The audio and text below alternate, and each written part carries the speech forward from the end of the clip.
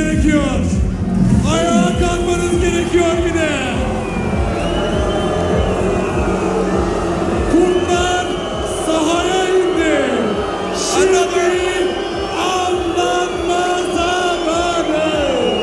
Another Wolfpack enters the arena, and they are on the hunt. Kara Esports!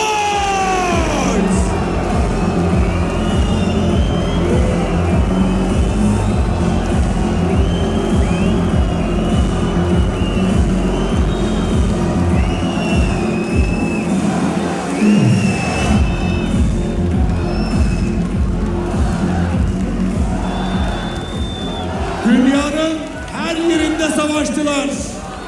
Şimdi zirveye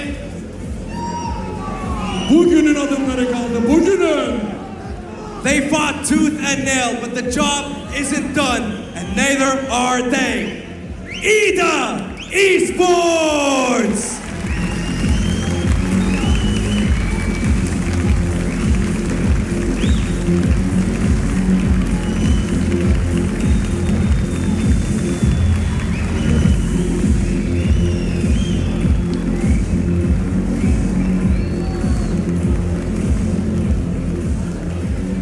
PMSL'den PMSL'e kararlı adımlarını gördük. Şimdi onlar destan yazma amacındalar. Kim geliyor? From PMNC to PMSL, a few more steps, and they're on the global stage. Jetgo Esports!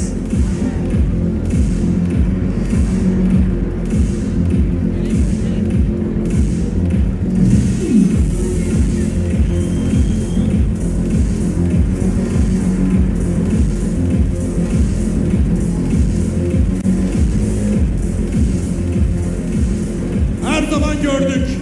Vura vura geldiler. Şimdi bu sahnede de kupanın peşindeler. They dominated the league stage, and their hunt for the trophy continues. Bayanlar baylar alkışlarınızla Papara Süpermassive geliyor.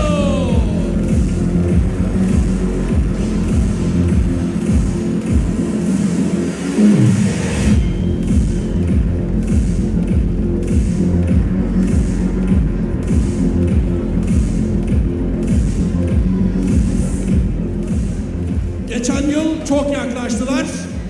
Bu sene yarım bıraktıkları işi tamamlamak istiyorlar. They came within touching distance of glory, and this time they mean to go all the way. Regnum Carrier Esports!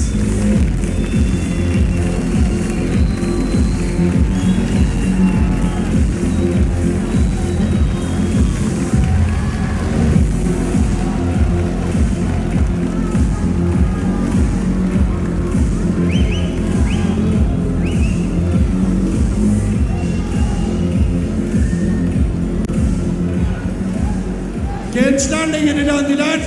Şimdi bugünden, dünden ve cuma gününden itibaren küllerinden doğmak istediler.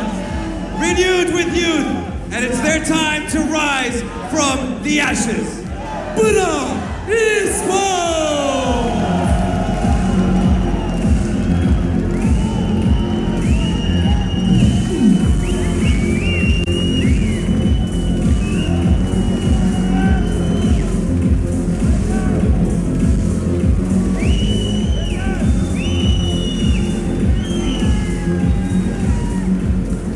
Kompleks İstanbul'daki çok değerli seyircilerimiz, değerli fanlar, değerli arkadaşlar. Heyecan şimdi başlamak üzere. Smash kuralı yakıp yıkabilir ortalığı. Büyük şoklara sebep olabilir. Our players are ready, and so is the stage. And the Smash rule being in play just makes things all the wilder. But before we go to the games, I want to play a little game with the crowd. I want to hype them up a little bit. Bilgehan, do you think that's possible? Yes, possible. Okay. Arkadaşlar, sizlere Sandstorm adlı dünyaca ünlü amatörümüz Davut'un bir isteği var. Sizleri burada ayağa davet ediyor ve sonrasında tamamen heyecan onda.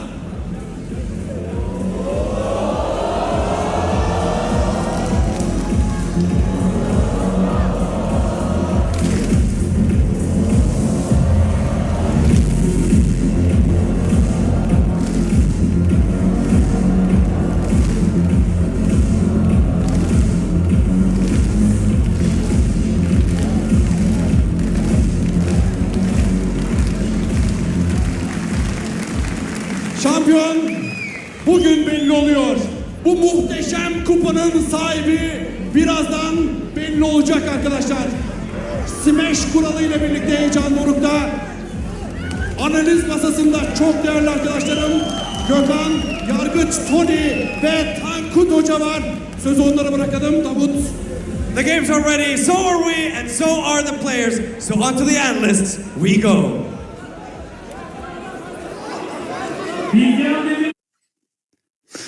Well, there you go. A lovely little warm-up for us. Our gladiators have entered the arena, coming into the end of their tournament. Who is going to be making it all the way through? Of course, it is still definitely all to play for, but there is a very clear front runner here, and it's Ulf, right? They are streets ahead of everybody else in terms of the points they've been able to accrue. It's interesting that they've been able to achieve over 60 points a day, so maybe they're going to end up around 180. It would be a pretty ridiculous margin to get up towards 180. But I think that overall, what I'm looking at the moment is that for Ulf, they might not end on 180 because they might just end the day early. And that's all we're really thinking about today is just Ulf ending the day early, which they certainly could do. It's a massive possibility for them to make it happen. In just a few short games, even maybe a couple. But it all starts here on Rondo, which will be the final Rondo we'll be playing of the entirety of PMSL EU this year. Just making it a little bit more grander there. But I think for at least Ulf, this is certainly their opportunity to get 10 points. And I'll be saying this a lot here, and knowing our luck, Ulf will not reach the 10-point margin. I don't believe. I think that it's one of those things where you get into the first match of the day, you know you have a target to set, and teams, I think, really do crumble underneath the pressure of it a lot of times, actually. Yeah, it's always difficult to achieve those targets as they get set for you. Of course, all setting that target 134. I was just crunching some numbers there. Regnum Kaya, if you extrapolate just sort of fairly naively, sure, but if you just extrapolate their points earnings over the last 2 days, you sort of expect them to be on 130. I think it's 130, around 136 points at the end of today, which is just over that smash boundary. Which, I mean, just goes to show you how unlikely it is that anybody other than Ulf can get that smash victory. We are going to take a look at the smash ruling specifically. Of course, we've been talking a lot about it. Over the last 2 days, Ulf have earned 124 points. That means we add 10 to that score, and that will end up as 134, which will set our smash score target. Now, if any team in the lobby hits that target, so if they get 134 or more after they've been able to achieve that target, if they then subsequently in the next games get a chicken dinner, they will be champions. It doesn't matter if there's more points on the board than you. It doesn't matter if there's more chicken dinners on the board than you. That's the only one that counts if you're able to do it, and it will be a smash victory. Falcons did it last season. Ulf with a big opportunity to do it this season. Yeah, absolutely. And I think that it is not a massive target for Ulf to hit here. As you said multiple times now, the Rondo is a great spot. It's a great map to grab yourself those 10 points. And here will be the maps we're playing today. Rondo, Erangel, Miramar, and finally on Miramar. You can see here yesterday, Ulf were not able to win that second match, but they did win the first one there on Rondo. And I believe it was Kara into Kara once again. A lovely back-to-back coming through from that team, which has set themselves up wonderfully for today to catch up.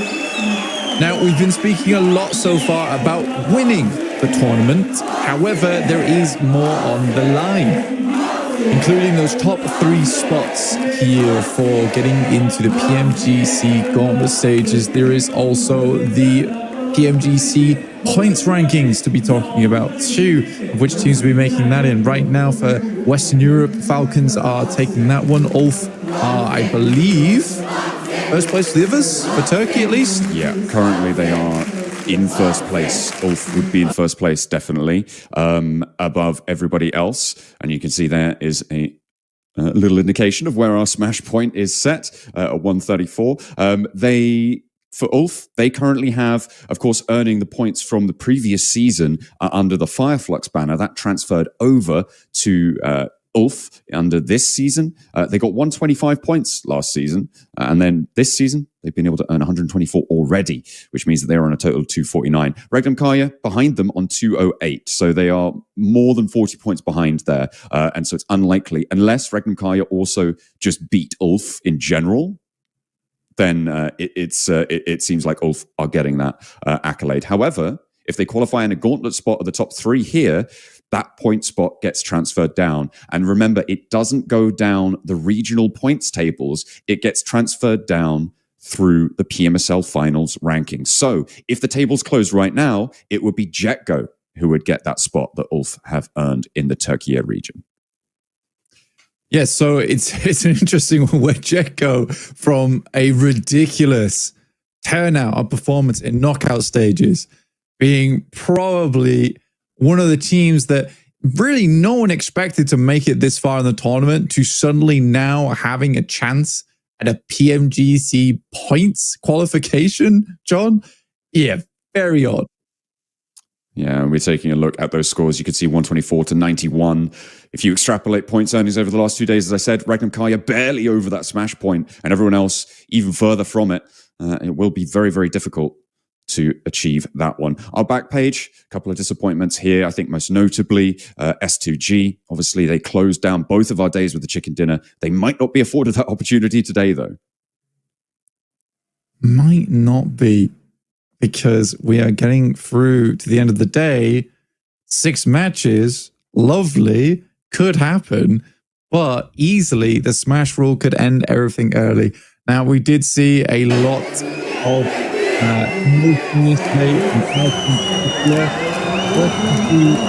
you have a step up at the beginning of the day today. I mentioned even after day 1 concluded that momentum might drag them through into day 2. It did not. It absolutely did not. They waited and waited and waited till match 6 on Miramar to pull something out once again. And it is a struggle when right now S2G's map history is Miramar being their most profitable map. Might not be coming around with it being at those final portions of the day. Yeah, it's always a little bit of a risk. But as I said before, the fewer teams in the smash point zone, the fewer teams in that smash zone, the less likely it is in general that you see a smash victory. Which means that if I was a betting man, I'd be saying we're going to full 6 today. I think you'd be right in saying that. I think statistically overall it has been just multiple games, multiple tournaments where we have not seen that smash ruling, and especially with the amount of very, very strong teams here at PMSL EU, it is hard to say that any one team can dominate above the rest. I mean, Ulf has been doing very well, but all things considered, still only 2 chicken dinners over the 12 matches. They're likely to get 1 today if stats are anything to go by, but sometimes they just are not when it comes down to all this pressure on the final day. It's a lot of pressure to try and bear, but I've been loving the energy of the crowd, and I feel like that is something that really can alleviate a lot of, well, maybe not alleviate, but certainly help elevate you above the nerves that will course through your veins. I'm sure for all of these players, it's got to be nerve-wracking. The crowd has got that potent energy. The fans are almost as nervous as they are, it seems. Yeah, I mean, there was a lot of jubilation earlier on, and they're trying to stay energetic, stay passionate, but there's definitely tribulation in the crowd at the moment. A worrisome atmosphere, put it that way. It's certainly pretty intense. I mean, Kara yesterday, they had that back-to-back, right? In front of their crowd, in front of their massive glut of fans on the right-hand side of the stands as they look at them. And they have ended the day in 3rd place, but it is a tentative 3rd place. And they do need to keep going. Keep getting more and more and more to stay up in the top 3. Of course, with the regional points transference, it's likely that the top 4 are going to be qualifying in some capacity to PMGC. So 4th place, not the end of the world. And depending on how teams like, how specifically Team Falcons do here as well, it could go all the way down to 5th place here in the PMSL finals in terms of getting a spot. However, 4th and 5th, which would be the maximum number that we'd see from these finals, would be going through to the league stages rather than directly to the gauntlet. Of course, those points transferences, as I continue to get further clarification on exactly how that all works, digging into the rule book, we've got our Gophers going through it all. That would be the maximum that we could see. So down to 5th, maybe. 4th, looking pretty likely, given that Ulf will probably win Turkish region points, and that point spot will transfer down to 4th place here at the PMSL finals, not on the Turkish regional points team. We'll check back on with that. We'll check back in with all of that at the end of the day. When things do settle and the dust sets itself on the ground. See Sandstorm down there on his phone. He's distracted. He's planning his next trophy heist, you know? He is, yeah. It's a very important bit of business. The venue layout. Unlock. We are just waiting for the first game to get started. I can see 64 players in lobby. I see a match lobby actually appearing on our screen. We're currently in the loading screen right now. As our bandpan security system gets prepared and ready to go. You'd hope none of these players are cheating. Nah, they shouldn't be. They've been watched like a hawk as well by our referees. No foul play to be seen. Of course, our first map up is Rondo, and we covered it a little bit, Blank, but this is a big opening. Do you know what I would do? If I was going to cheat, which I would never do. Yeah. If I was going to cheat, Okay. I would bring in a very subtle and small water gun. Okay. And I would just spray my opponents at random intervals. Okay. No one would ever know who it was. Help. What's going on there? And then they would go down. Glasses, Yeah. tap it and it goes. Wow. That would be good, right? Not enough water for it to be like I'm being sprayed by a water gun, but enough water for it to be distracting. Well, they all think you're going to cheat by, you know, aim hacks, wall hacks. I'm just going to get physical. Yeah. Not in terms of I'm going to beat anyone up, but you know, I'm going to get the water gun up. Don't influence the game, influence the player. I Yeah, like it. exactly. You know, don't play the game, play the player. It's a valid strategy when thinking in terms of game theory, doing reasonable and legal operations as well. You know, so for instance, doing weird strategies that they didn't expect or think are bad, and you're doing it, and they're like, "Oh, why are you doing that?" And then all of a sudden they're angry. But the water pistol fits into that category too. Exactly. I'll never know. I'll never know. In more nefarious ways, though.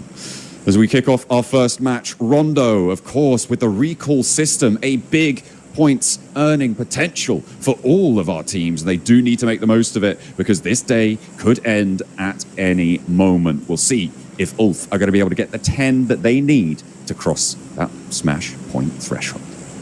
That's exactly what we'll be looking out for during the entirety of this game. There will be nothing else really on our minds until, you know, maybe something spectacular happens. But up until that point, we'll be fairly focused on that. S2G dropping down towards Jadena City. Alongside with Kara getting out early, Exley pulling the old Exley Classic, heading up towards Hime Town and the northeast side of the map in general. That's where they tend to like to play. Keep one player up here, send 3 scouts out to get some points underway. See here though, S2G dropping very close to Fenerbahce. And I think that this will probably be the proving grounds for me, for S2G. Over many, many games of Rondo so far, they have been terrible in the early game. Kalsi and Hamzi G both going down very, very early. Pretty tough circle, honestly, around Tuling. We know that Tuling is a massive feature, really big high ground here, quite difficult to rotate around this area as well over towards that northeast edge. There's 2 long bridges, at least main bridges you have to cross there. Yeah, tough, very, very tough. I just enjoy the fact that it was Tuling near 2 long bridges. That was, it's so true. Yeah, enjoyable, too long.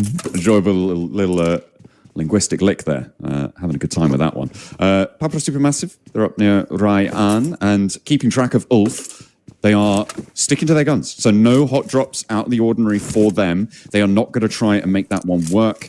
They're over by Stadium. They're a bit close to Anathosis Famagusta, but they're about coming up on a kilometre away on average, so still fairly chill. Fenerbahce, though, injured in a city. He's got some noisy neighbours. They are in this next circle, so they can take a little bit of time with it. But Solke down the staircase. Look at a sleigh, and Savian goes out. Double flush as Lux falls next. Good job. Solke is still a confusing player to me. I'm impressed. That's good, though. That is very, very good. Not the player that I expected to step up, but he certainly does. Very, very well done. I would say a lot of pressure on Solke as the new player coming into this. That's a good nade. Just down the stairs, and it is a knock. A 3-piece now for Solke at the start of the game. Is that Fenerbahce just out now? No, they had sent, 3 players back up. Okay. Yeah, they had Rezi on and off post here. A little bit further north of Judea City, we see this recall coming on. They're going to be fine, Blank. There's no worries about it. What are you talking about? They're totally fine. Yeah, they're all good. As you can see, they're dropping down the JS9 gun in tow for Simple Domo. A couple of those supplies still on board as well. Yeah, you're basically on your way back down again here over on Rondo. So you're not just dropping in with nothing. Which is maybe another change they could make. Yeah. You do drop in with nothing. Yeah. Right now it is fun to watch. So S2G already getting 3 elims, 3 points. Right at the start here sits someone 69. And you can see that the difference between them and 4th place, not that large anymore. 69 up to 84, 15 points total. That and more can be arranged here over on Rondo. We see teams do need to get a move on though, John. We see big elim games fairly frequently on this map, but only 1 hot drop this game, Blank. And this is new territory for Rondo. Right, teams have actually sort of chilled out a little bit here, which is curious. You know, we normally see at least 3 or 4 different hot drop situations, but we've only seen the one with S2G and Fenerbahce. I think that people are kind of moving back towards a little bit more of a safe play style here on Rondo, especially on the last day. I wonder if everyone was like, well, we really don't want to give Ulf any points. And Ulf could be any one of these teams. So let's just be a little bit more calm with it. But again, like, we've seen 30-point games. We've seen 27-point games here on Rondo. For a team in 8th place, a 30-point game would put you in 2nd. So it is just one of those things where do you want to take the risk? Because I think Rondo is interesting as well in being in map 1, where if you take a big risk and you have a big game, you shake up the leaderboards in a dramatic way.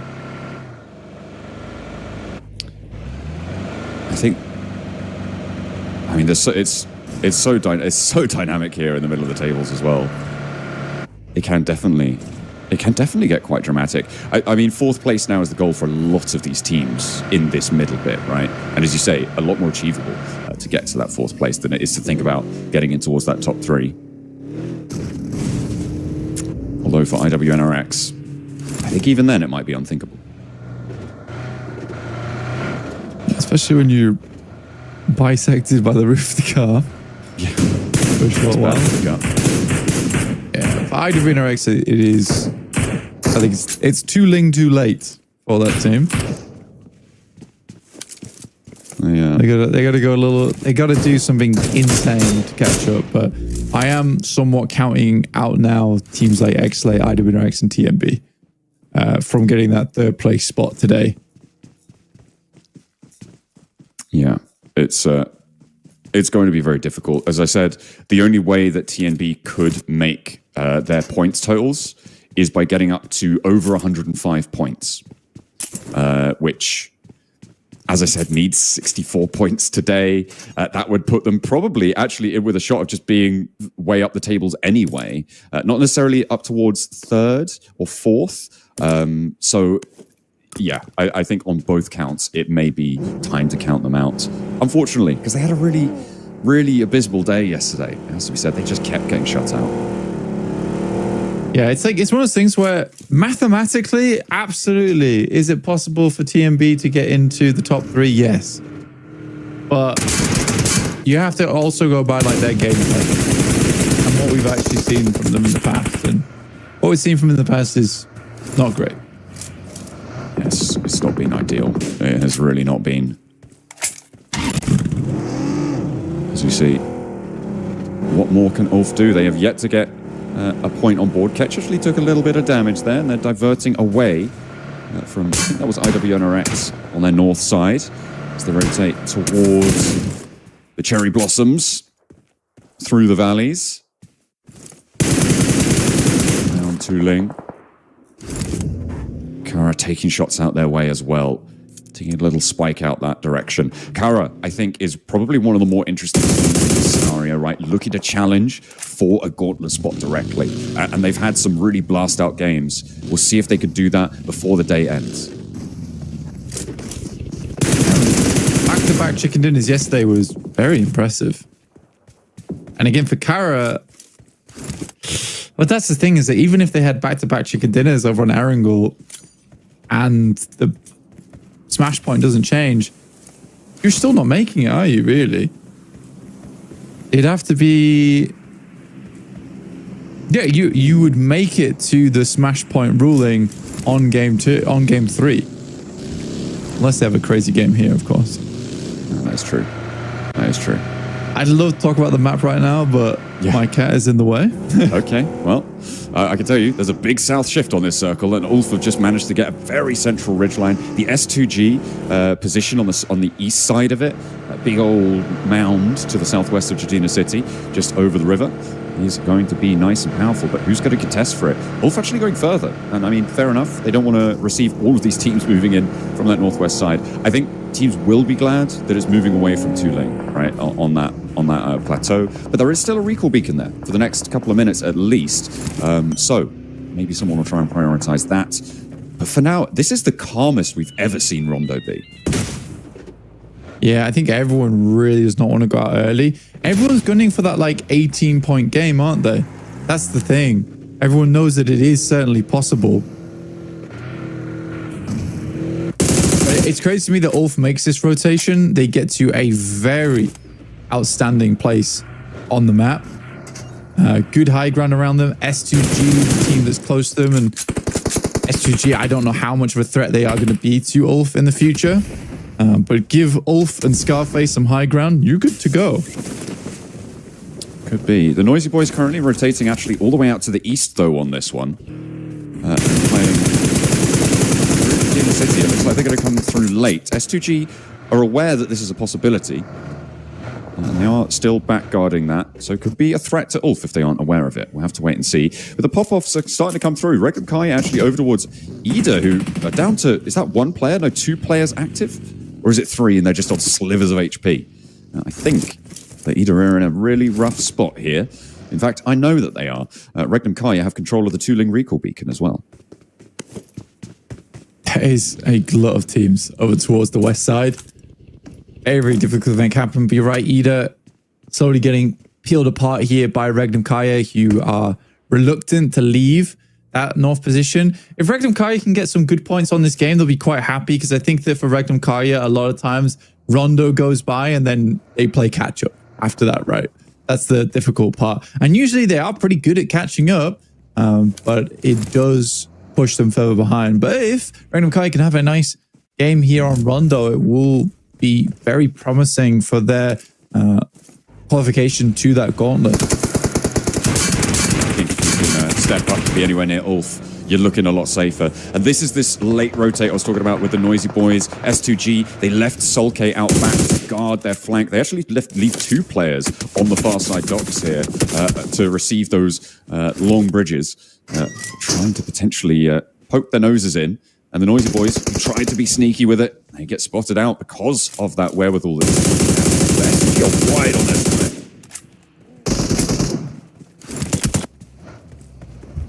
TMB. They're down. Goodness me, what a shift on the circle that is over towards the northwest side. I think Regnkai will be able to get a lot done with that one. X-Ray coming through on the northeast, as we know they usually do. In the meantime, Fenerbahce been taken down. Ulf is on our screens. Scarface knocked. No. Not likely getting a res here, though.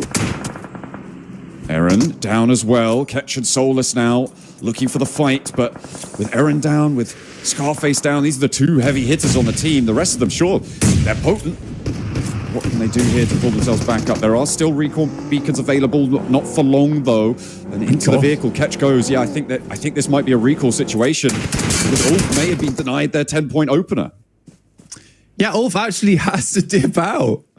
And Fenerbahce will get away with it after holding them. They will have to go for the recall beacon, as you say. Damage on the approach towards it. There's so many teams at stage 3 that should have really good control over these beacons. Sort of really can't afford to have just one player going out there to pick it up. Most of these locations are picked up. I mean, S2G's spot down on the southeast side, probably one of the few last remaining areas that's safe to go for. Wolf just has to hope that by the time they get to it, S2G's already left. 0 points so far, John. I'm looking No game 2 smash. I'm looking. Well, hang on a minute, because I'm looking at Ketch. He's getting to a beacon. They can survive in the stage 3 zone in the parachutes. They can potentially still make this one happen. There's the recall, and they're coming back in. Blank. All 4 of them are there. You can see they're dashing through. It's not going to tick super hard. This is a big pickup. The question is, where do they fall? Where do they drop? Do they have the vehicles? Because they're all going to be in 1 at this stage, Blank. They're not going to have the mobility that they would have wanted to, but they have still got a little bit of leeway to be given. I think they were very lucky that S2G left when they did. But yeah, I think for honestly, the boys over on Ulf, they've got really no loot to work with. They're playing with JS9s. They sort of need a close quarters engagement to make this happen. I just think that even though they have 4 players, it's likely that going forward, they're not going to have huge amount of firepower on side. They would have to backstab some teams to make this work. Side, the next circle goes to the bay. Look at Rectum Kaya's position. Blank, we're talking about them having a good game here. With the high ground that they've got, they've still got control of a recall beacon for the next few minutes. It's really not that long now anymore, though. And they go, ooh, no, the Noisy Boys popping up with Eric. But Rectum Kaya could be chasing this one nice and heavily. As well, they can't go back for another recall. There's really nothing doing. They play it on as 3 now. I think it might be game over right now for Ulf. I don't think they're getting past TMB, who have just sat down the south side for so long, just have not moved, and they expected players to come from behind. Watching out for parachutes, I imagine, leaving Ulf now just on the 2. Ketch is able to find Emre and finds another. Eliminates Ida by himself. Goodness me. Well played. All right. Okay. Fair enough. So there's 2 points for Ulf. He's got a med kit as well. So he's going to go all the way up. Does lose Solus. And it is all up to Ketch. How many points can he earn here? That is the big question. Without a chicken dinner on 2 points, you cannot get 10. So he is going to need to earn more. Or get a chicken dinner solo. But I think that one's a lot less likely. I mean, for Ketch, what is it? What do you need? You'd need... If it was second place, he'd need 4 elims total. Yeah. 3rd place needs 5. That's a pretty tall order for Ketch. Frustratingly as well, the only recall beacon still in play is the one that's controlled by Rectum Kaya in Tu Ling. Ah, what a rough start for Ulf. Got Not the team I thought was going to be going down so early. I mean, you've got to wonder how they've let that one slip. It is not great news for them, but they still do have a sliver of hope. Bra, maybe not so much, because they've got Mazzara bearing down upon them. Spray down. Okay, they have an answer. The Stage 4 zone, though, is pushing in, and it will not be resable, so they have to get a move on. It's unlikely that these reses come through. There's a lot of danger there as well. Sprayed down, and damage continues to be rolling on down the hill. One of them is spotted, so it is just the one player now for Bra. Kiss you. Spots one. The Noisy Boys down in the valley, but across the way, S2G, ever vigilant. Sorry, that's Fenerbahce. Ulf yellow, so I can understand where you went wrong there. I actually can kind of understand where Ulf went wrong. I think any other day, Ulf just commits to that engagement between them and Fenerbahce. They get so scared, though, on two players, it's 2v2, that instead of just going for it and trying to complete the fight, which I actually had confidence that they would be able to do there versus Fenerbahce, you see Ketch just dip. And I think that was a call that was made within the team. I think everyone on that team agreed with that call. I personally think that that call was made in weakness. All right, well, the nerves are getting to him. The clash of the two yellow teams, though, atop this hill. S2G having a lot of nades sent down and a lot of red bars flashing up. This is brutal from Fenerbahce. They lost the fight in Jadida, but they want revenge and they're going to get it. Goodness me, what a way to go. But S2G losing the majority of their players. They're playing as one now, Blank. That nade was ginormous. S2G getting cut to bits. I mean, they were able to get 6 elims on the game, but that's all it will be. Regnum Kaya looking likely to earn the win off the back of this one as Xlay starts to take a lot of damage, almost immediately getting cut apart. Shiktas are on their western side. Luckily for Ketch, the circle does come down towards the south. You can continue to play alongside the road here. That little bit of a glimmer of maybe, but it would be really something special to pull 10 points out of this game. On the southwest side, these two teams are going to have to leave from this position. Asgard scrapping with IWNRX. And IWNRX have been a little bit lackluster.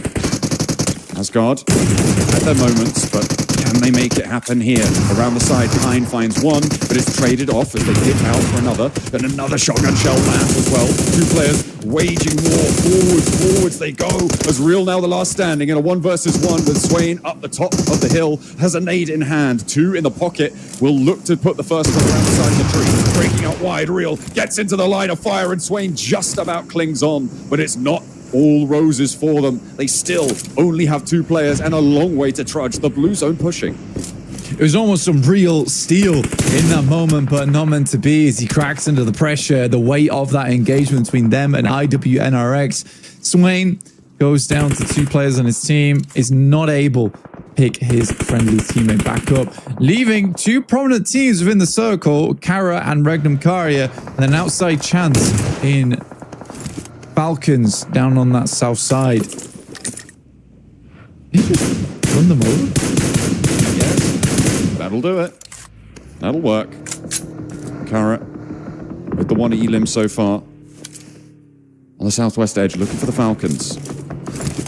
They have been knocked, and again, these are the teams now really up against the blue zone, under the pressure of teams like Fenerbahce, like Kara, trying to move in this area. The Falcons having a tough time. Besiktas as well, just been eliminated. A very tough time indeed.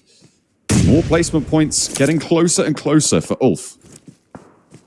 Big game from Fenerbahce. 9 elims after they will take down Ulf earlier on. There is 2 solos over towards the northeast side of Ketch in Jetgo Merciless, as well as I believe there's Hamzy G from S2G right now. I want to see him make this work. It would be incredible. Like you say, a long way to go, but we are slowly cutting down players. Falcons, Ralph looks for a quick sweep and scout. Spots Lewis. Goes flying. I mean, he's safe though, at least. Hey, he is a Falcon. He's got to take to the air at some point, but you're right. Does manage to find his roost. For the time being anyway, just about the next circle will come on through, and let's see if they're going to give Regnum Kaya The juice. Ooh, it's up north, Blank. I think Regnum Kaya might just have a slice of it. The question is, how viable is that terrain that will be afforded to them? There's a problem now, though, for Ketch, is that Fenerbahce likely are the ones wanting to push around this corner. Hamzy G is spotted by Loxy, which likely means sooner or later Ketch is going to be visible by Regnum Kaya also. He still has to find 3 more elims at minimum.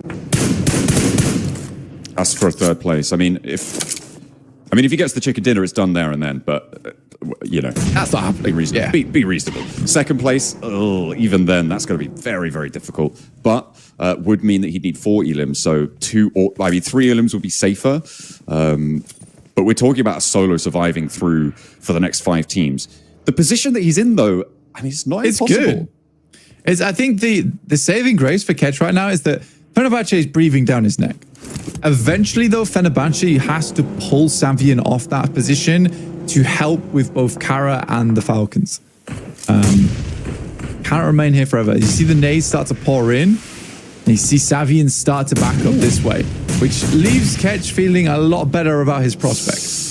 Not now, though, because Regnum Kaya, they spotted him. Ketch is in the fireline, and Regnum Kaya taking him down. Silas and Loxy both move forwards. They're getting across the river. They don't like playing on that northern side. And as this fight unfolds, will not cross that smash boundary. Not this game. Falcons scrapping it out over the hill. Kara wanting to try and take this opportunity to find position. And Regnum Kaya all the while making waves on the north side, leaving themselves 2-2, but 7 elims blank. They're starting to turn up on the afterburners. 100%. I mean, they need a pretty massive game to get close enough. Yeah, that's not happening. But they can set themselves up well for Erangel. Coming up next, 8 elims so far. There's still, 11 more elims remaining in the lobby potential. A ginormous 20-point game would be nice for them. Another bites the dust. That's Razy from Fenerbahce. Silas continues to put the pressure on. Merciless behind will happily sit this one out for as long as possible from Jekko. Considering their 4th place. I mean, so the terrain that sits before Wild and Zedwolf is exactly why Silas and Loxy have done this, right? It's low, it's sloping terrain in front of them, completely open. So using that third-party opportunity, when they knew there was fighting on the opposing hill, to send 2 people directly across. This is heads-up gameplay from Silas. Again, he's really impressed on the rotates. So funny to me as well, where Regnum Kaya, they're like, oh no guys, we're really weak at Rondo. We can't play this map. It's like day 3. You thought? Oh dear. Well, will the duo be able to hold off 4 Falcons? That's the question. They're rolling around the other side and actually isolating the fight with the duo. Could be dangerous. We'll see what Regnum Kaya pull out here. Either way, they have really good backup. And the range is not that significant coming through from the other 2 players on Regnum Kaya. Good thing that they did push down this way, though, because their circle does not help them in the slightest. Hey, David and Arvalo, info for Silas, really well found. Oh, the answer not quite complete, but is certainly going to bow his head a little bit. A nade over. And the first aid is getting popped here. Nades now, again, cooking for the Falcons. Trying to land on towards Silas, but the healing's coming through, and he's repositioned. Loxy falling a little bit further back. Playing a little bit more further away. What's Merciless going to be able to do here, though? Because there's the snake in the grass on the northeast side, playing in the water. That's frustrating. I mean, Loxy just switching weapons back and forth there. If I was Silas, I'd be quite frustrated because he was his fallback, right? Absolutely was the fallback for him. Silas likely will get shut down here. He's desperately crawling up towards that top side, but the rest of the team's calling for Loxy to move across. I don't know how Silas is still alive. I think Falcons are very worried to crest this ridge. Good nade should be the end of Lewis there, and it is. Silas has a little bit of smoke cover that was launched earlier, but I'm assuming that's going to be burnt away fairly soon. Kara just getting bled out here. And this is unfortunate because Jekko is still alive. And remember, this is the fight for 3rd and 4th place. Kara currently in third, but if Jetko are able to outlast them, maybe get an elim or two, they could jump up into that third place. And the Falcons as well. I mean, they're very likely to be already in with the points, with a regional points qualification spot, but Gauntlet direct. And out they go. 3 players now remaining as Ralph did get flushed away. Now Valo, though, not so lucky. He's been spotted by Zedwolf and flushed too. Regnum Kaya are on a tear. Blank, they really want that smash boundary. I mean, they're getting very close to it. And Marceau goes down to Regnum Kaya. It's stolen away once again. Now just 2 Falcons remaining. Have they still not res Silas? Like, come on, guys. He's ready to go. Get my boy back up. Get him back in the fight. He has held on for so long. And if they're confident just to finish it. Yeah. No, they get him up. They get him up. No, he's dead. He's out. Is he actually? Yeah. They'll just let him bleed dry. Oh my, why? Well, either way, it's merciless still. In the water.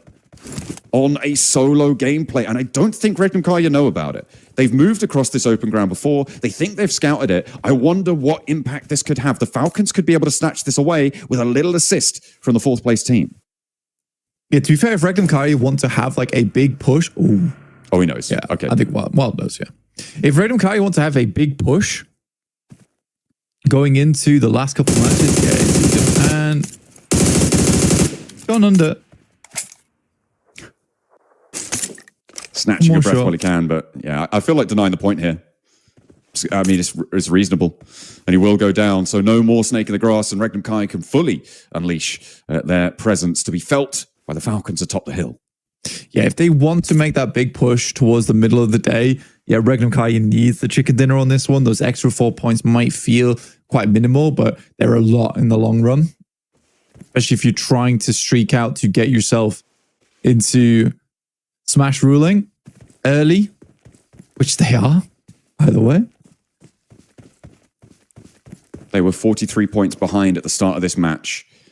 With both of these elims and a chicken dinner, that would give them 28 of those points, Blank. That would leave them on 15 more points needed and only 5 points behind. Well, actually a little bit more than 5 points behind now, behind Ulf. But what it would do is make them feel very safe in the top 3. Regnum Kaya. We'll just wait this one out. No reason to cause any panic. They know that they can just wait for Falcons to have to move down. They're all out of utility as well. This would be a pretty miraculous turnaround. And I would blame it on the fact that they didn't pick Silas back up again. Falcons having to move forwards. They've got all that deployable cover to finagle their way around and hopefully find an opening for Redox and Koa. Now, Valo and Ralph have done the work so far with 1 and 3 elims. But now it's up to them.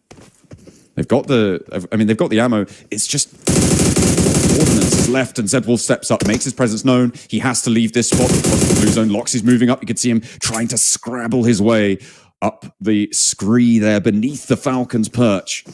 Has got that shotgun, waiting for them to peek over the top. Where's Wild? He's covered off by the tree. He needs to be a little bit more impactful here, and he gets those shots on through. Wild over towards Redox as he breaks out wide, looks for more, and it is just Regnum Kaya resurging up towards the top. What a way to close it down, and what a way to put a dent in that gap towards the top of the tables, in towards that smash point boundary. With a 28-point game, Regnum Kaya bid for freedom.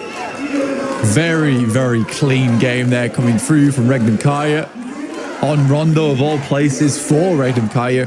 But again, for the Falcons, it wasn't super easy for them from the position that they were playing. A little bit difficult, a little bit tough. But getting second place, they'll be okay with that. I think for Falcons, at least, that's like, what, 10 points they're able to put up that game. They only had 4 elims, which is not a ridiculous margin. But it does sit them a little bit further up towards the top side of the table. Like you said, they've probably at this point qualified, or at least most definitely qualified through points, but they would still love to go to Gauntlet. Yeah, I mean, third place would be phenomenal for them. But for the Falcons, they are, going to have to compete with, it was Jetko, it was Kara, it was Besiktas. They have closed that gap again, so we'll have to wait and see. And if Falcons get one of those Gauntlet spots, that means it would be alongside Ulf's regional point spot, 2 spots getting drafted down the table to leave 5th place, that boundary for any form of qualification here. Kaya, was that their second chicken dinner now? They were able to accrue. It's good to see. Some very familiar names on there, and it's just weird seeing S2G on the board twice, yet still not doing amazingly well. But the monolith is slowly filling up, and there's not much room left on it anymore. No. I don't know if they thought about what happens if a Smash victory happens, right? Because they'll just be empty slots. There will be empty slots. Yeah. But you have to. Maybe you could just like put their team logo all the way through. Or maybe they've got like a special little Smash win placard that goes in the empty spots. Yeah. That'd be probably. What happens to all the money that you would earn for chicken dinners as well? The $250 per chicken dinner. Who gets that? Well, you didn't get it. You didn't earn a chicken dinner, so you don't get the bounty. Yeah, we're pocketing that one. That's for us now. That's going to pay for all the other casters. Yeah, that's John. That's the John and Blank Fund, right? That's what happens to that. So we need this game, guys. We really need these games to end right now. So Regnum Kaya, Ulf, just figure it out. Get 2 really strong games in a row. One of you win, and then ideally, the time of it. The soonest now that we can have a Smash victory is in match 3, which would mean that 3 games would go unwon, leaving us $750 to split between us. What are you buying? Yeah. I mean, I might grab a singular AirPod. Just the one. Yeah, right now my right AirPod does not work. I'd quite like to replace that. That would be cool. Okay, fair enough. Yeah. That's probably within budget. We can put that on the expense. Yeah, I think it's in budget, 100%. But yeah, after that last game, sad that Ulf didn't make it. Again, I think that they were. I think the pressure got to him personally. I think it's absolutely reasonable to say the pressure got to him as well. Yeah, I really would have liked them to go for. And this was the only opportunity they had to go for it, was go for a hot drop, right? Go for a 3-player hot drop onto just anyone, really, and see what they could do. I mean, for instance, I think it was Bra in the midst of all that who were fighting a lot early. They got 10 points this game. But MVP, Zed Wolf, at range, able to do so much work from across that valley, up on that high ground. They played in that position for so long. And they were brilliant on the assist going across the river for the forward duo. Yeah, I think for the guys on Regnum Kaya, they're slowly utilizing this guy better and better every single game. Still kind of annoyed no one picked Silas up. Whatever, these things happen. But I think overall, 28 minutes and 29 survival time, very, very good for Zed Wolf over the multiple games he's played. I'm pretty sure that game was like 30 minutes long though. Anyway, Zed Wolf with 967 damage. Zed Wolf with 6 elims. 7 was here. The 2 grenades got after that massive one he sent down towards S2G, which cut their game very short. Yeah, they had a little bit of retribution found, of course, for their hot drop in Jadina City. But with the recall beacons, they were able to go back up as 4 and exact their revenge there and then. No waiting around for it. Yusuf, 361 meters. I felt like we might have seen a little bit of a longer elim coming on through, especially given that open valley, right? It could have been potentially a little bit longer range. But no, 361 is going to be there for Yusuf. 967 damage there for Zed Wolf. Crazy stuff. But Loxy not far behind with 5 eliminations of his own with 868 damage. It was all around a very, very good game. Silas always taking the most damage on the team, considering he usually scouts out first. But see here, Loxy took 0 damage that entire game. You do not see that very often. Yeah, with Silas. Wow. Pretty crazy. That's why Silas went down, by the way. He was trying to keep his perfect, flawless record. He was like, if I go anywhere near you, they're going to throw an aid and I'm going to take 5 damage and that's going to ruin my day. I wonder if that's the first time we've seen a 0 damage chicken dinner from a player before. I'm not sure. It's certainly notable and probably very, very rare to be in those final circles and alive, right? Yeah. With 0 damage taken. So that's pretty cool. And he was right very, up very there, cool. right? He got the final blow, no? I believe. Moved up the hillside. Yes, I think so. Yeah, I think it was very, very fun. Very, very fun to watch. I think Regnum Karya are going to be super pleased with that one because I think yesterday when we talked about it, it was like, it feels kind of like out of reach right now for Regnum Karya. It feels like it might not be able to make it. It's a tough run ahead of them.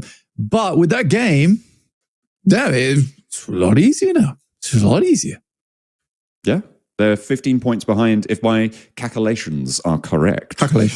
They are 15 points behind that smash point as it stands. I think that means 119 points at the end of that match. So needing 15 in a game, it is still another big game, right? And we're still going to be looking more towards Ulf, who were able to get 3 points that match, therefore needing 7, which is so much more achievable over a single match in general. So it'll be very interesting to see if they're able to do that or if they're just going to win this next game because they always win match 2, it seems, in these finals. Yeah. However, that is the final rondo we'll ever play here in PMSL EU. Not ever ever again. We're never playing rondo ever again now. That's the last one. That's me being cheeky. But yeah, I think that it's going to be a little bit more difficult to pick up those random points because, again, rondo is that place. It is that map to just go heavy on the elims. Unfortunately, not the case right now. And for the boys over on Ulf, they got to make more points happen. Well, let's head back to the stage to take a look at what they've got going for us.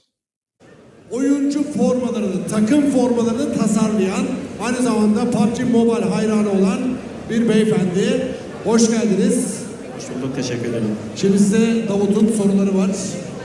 Thank you very much, Bilgihan, and of course, thank you very much to our analyst desk and our casters. We are joined by Ahmed and Bilgihan, and Ahmed's one of our biggest fans when it comes to PUBG Mobile. Now, I want to ask you, you've been with us for a while, but I want you to take us back to the beginning. What sparked the idea for you to start designing jerseys for esports teams? Was it the love of the game, or did you just want to showcase your capabilities and show your art to millions of fans around the world? Diyor ki en başa dönecek olursak, siz bu formaları tasarlamaya nasıl başladınız? Bunu bir soruyor. Bir de diyor ki siz bu formaları tasarlamak için PUBG Mobile hayranı olduğunuz için mi bunu tasarladınız? Yoksa milyonlar bu sanatımızı görsün diye mi?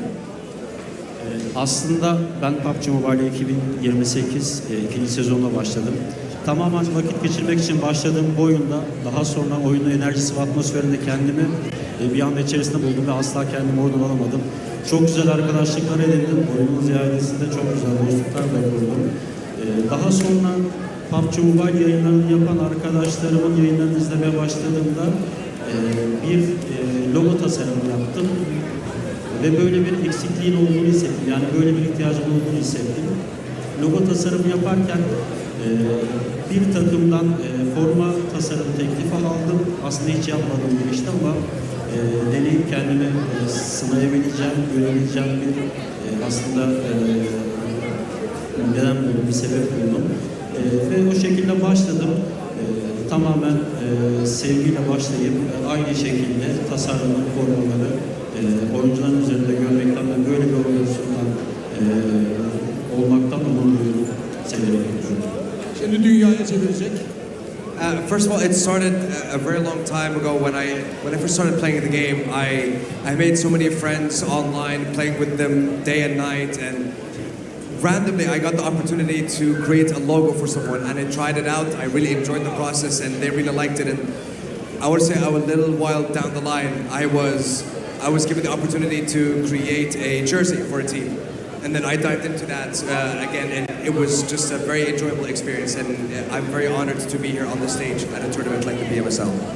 Now, and honestly, I love that the fact that you've been here for a while, and you yourself, you play the game quite a lot, and the fact that you yourself have had an impact on the community because of your jerseys, and I absolutely love that. Now, I want to ask you, there must have been an incredible moment seeing your creation, the jersey that you made on a professional player at an event of this scale. So, can you tell me, what was the reaction, you and your family, seeing that on a stream at a competition? How did it feel? Senin tasarladığın formayı bu profesyonel oyuncuların giydiğini gördüğünde ailen ve sen ne hissettiniz? Yani senin tasarladığın formaları oyuncular giyiyor. Bunu gördüğünde ne hissettin? Çok heyecanlandım. Gerçekten emeğimin karşılığını öncelikle aldığımı hissettim. Ve organizasyonda tabii ki oyuncular tarafından gelmesi beni çok gururlandırdı ve onur etti. Aynı şekilde ailem de beni bu şekilde destekledi. Onlarla çok sevindim. Özellikle küçük kızım okulda arkadaşlarımla paylaşırken bu videolarını derken çok mutluyum, çok gururluyum. Bu beni de sevindim gerçekten. I want to say it's incredibly honor. It's an incredible honor for me to see my creations, my designs on these players at these competitions, and I have my family supporting me. I even have my young daughter who shares my designs with her friends, and it's just a beautiful process, and I'm very happy about it. Now, I want to ask you, you mentioned your daughter, I want to ask, you have your wife, your daughter, your son with you as well here watching the competition. And I want to say everyone has become a PUBG Mobile esports fan because of what you did so far. Now I want to ask you, the house seems a little bit divided because everyone of the family supports a different team. So how's the family dynamic in the house? Does it get a little chaotic when you have different members of the family supporting different teams? Duyduğum kadarıyla senin kızın senin sayende e-sporu sevmiş ama başka takımları tutuyormuşsunuz. Aranızda aile içinde nasıl bir rekabet oluyor? Sen başka takım tutuyorsun, başka takım tutuyor. Nasıl oluyor onu soruyorum. Ben oyunu oynarken çok oyun, yani telefonumla bilgisayarla çalıştığım için eşimin başta böyle negatif oluyor. Daha sonra oyunun parçası olduğunda ve yaptığım işleri ekranlar karşısında olduğunu görünce benim kızımın da sevdiğim oyuncumu da sevmeye başladı. Kızım aşırı bir estücü falan hayranı. Barış abisini çok seviyor. Tabii ki biz de estücüyü çok seviyoruz. Çünkü dünya şampiyonu getirdiği için. Ben ayrıca ilk takımcı tanımıyorum ama çünkü birçok takımın sahiplerini tanıdığım için genelde tarafta tanıyorum ama şu an Ülke Spor'da Amino kardeşim, arkadaşım diyorum. Onlara çok yakınım. İnşallah birinciliği hak ederler diye düşünüyorum. Well, at the very beginning, my wife didn't really enjoy the fact that I played a lot on my phone and on my PC at home. But once she saw that my daughter started getting into the process and she liked watching me play, and my daughter is a huge S2G fan, and I want to say from there it kind of grew more and more, and then once she saw how much I got involved with the community, with the designs that I've had, she started to believe in it a lot. And again, like the whole house seems to be massive fans of S2G. I don't have a specific team that I root for because I design jerseys for multiple teams, but if I was to choose one at the moment, the biggest would be, you know, I'm a big fan of Amigo, I'm a big fan of Ulf Esports, and I would say like they might be the ones I'm supporting. They're doing pretty well. And honestly, I like that.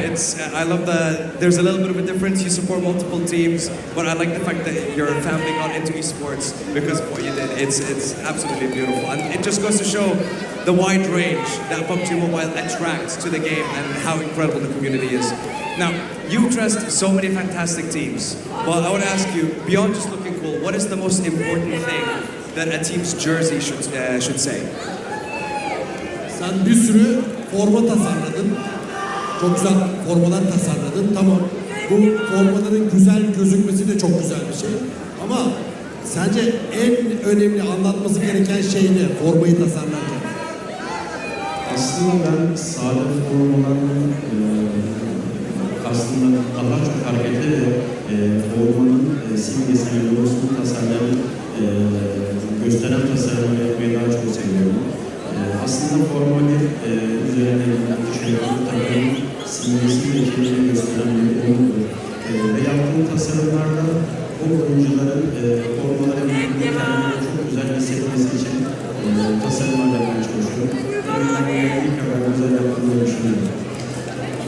I try to focus as much as I can on a minimalistic design. I would like the logo to speak for itself because that's the most important thing about the jersey and of course about the organization. And I want the players and the teams to feel proud of the jersey that they are wearing and the organization that they are representing.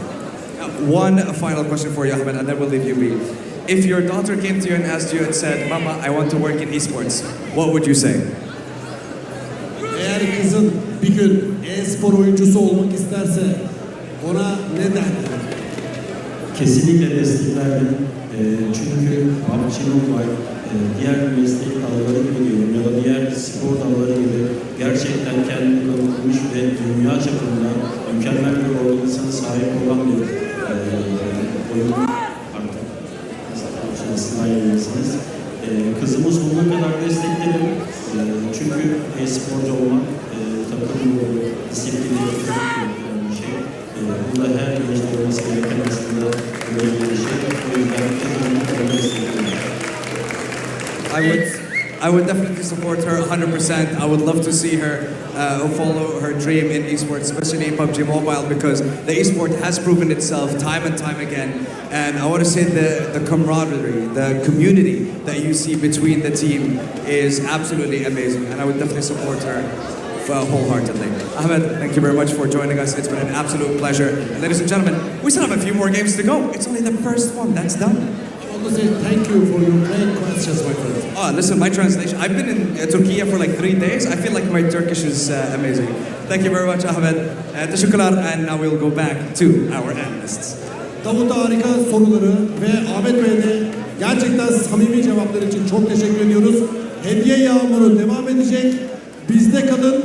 Burada tribünlere de yine hediyelerimiz sürecek. Bunun da bilgisini vererek sanırım analiz masasına pası gönderiyoruz. Heyecan devam edecek.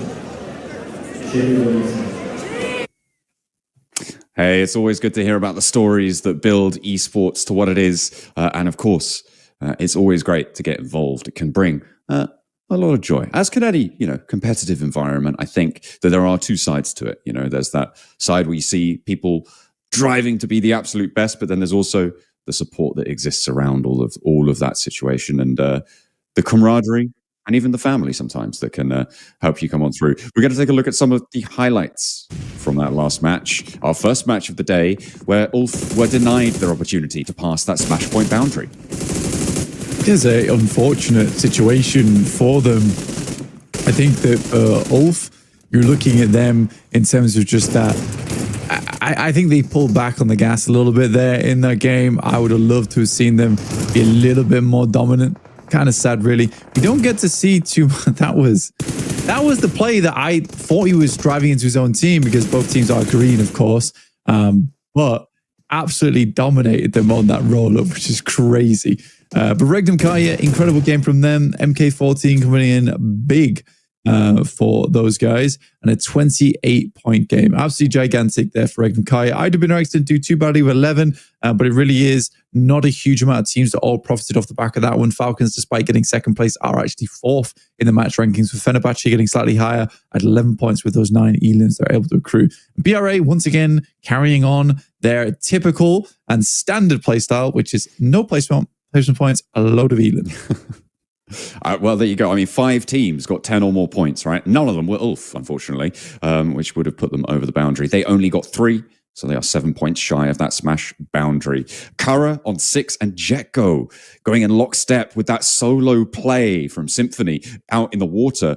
Sorry, it was Merciless, wasn't it? The solo player from Jetgo who survived so long and got them 6 points as well. So they are still hot on the heels there of that 3rd place spot. The Falcons trying to make progress, but it's so difficult. We'll take a look at the overall rankings. What impact has all of these points had at the start of our final day?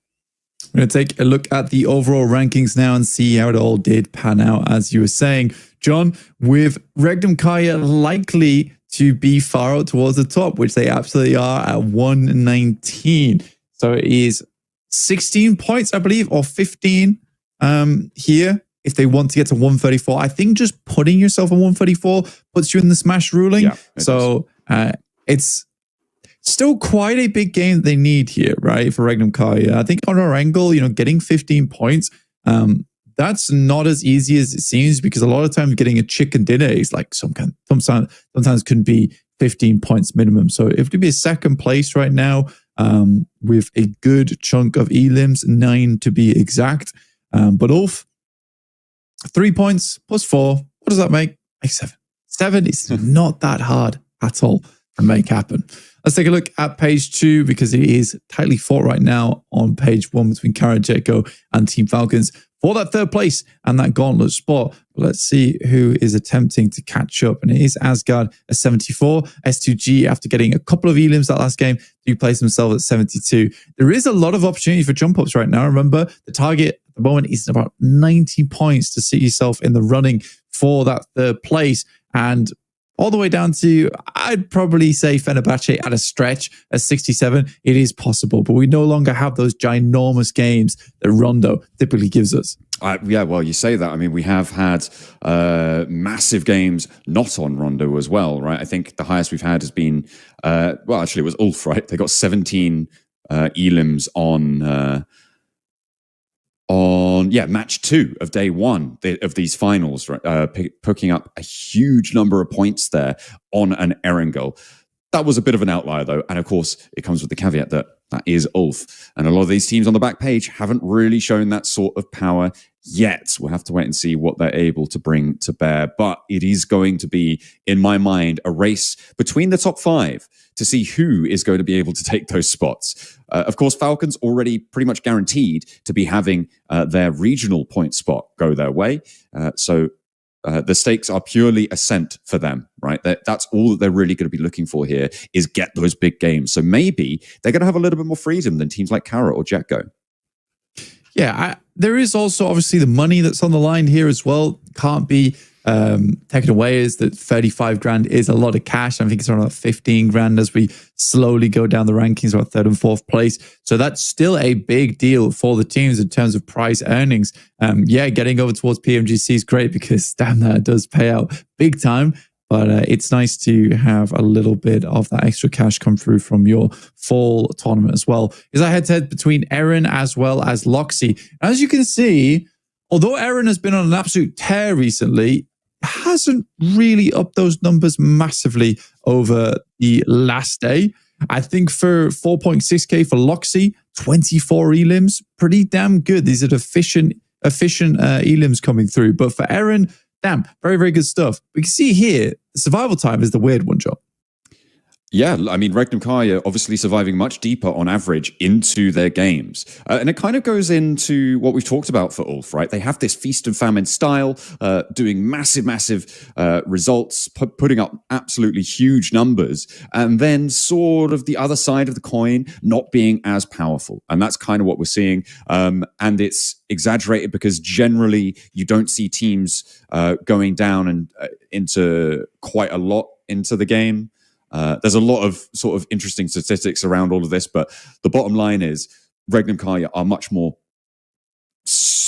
consistent in terms of their longevity into the game, and Erin often denied the opportunity to stay up late. And I think that is exactly what is going to push them through to maybe even a 1st place spot here, is just purely their consistency in terms of getting towards the end of these matches so far, because they have been damn good at it recently. I think that for Regnum Kaya, they are a dog that you just cannot get to stop chasing you, which is typically what happens in a lot of Regnum Kaya's tournaments and how they play. They are just determined. They're a very, very determined squad.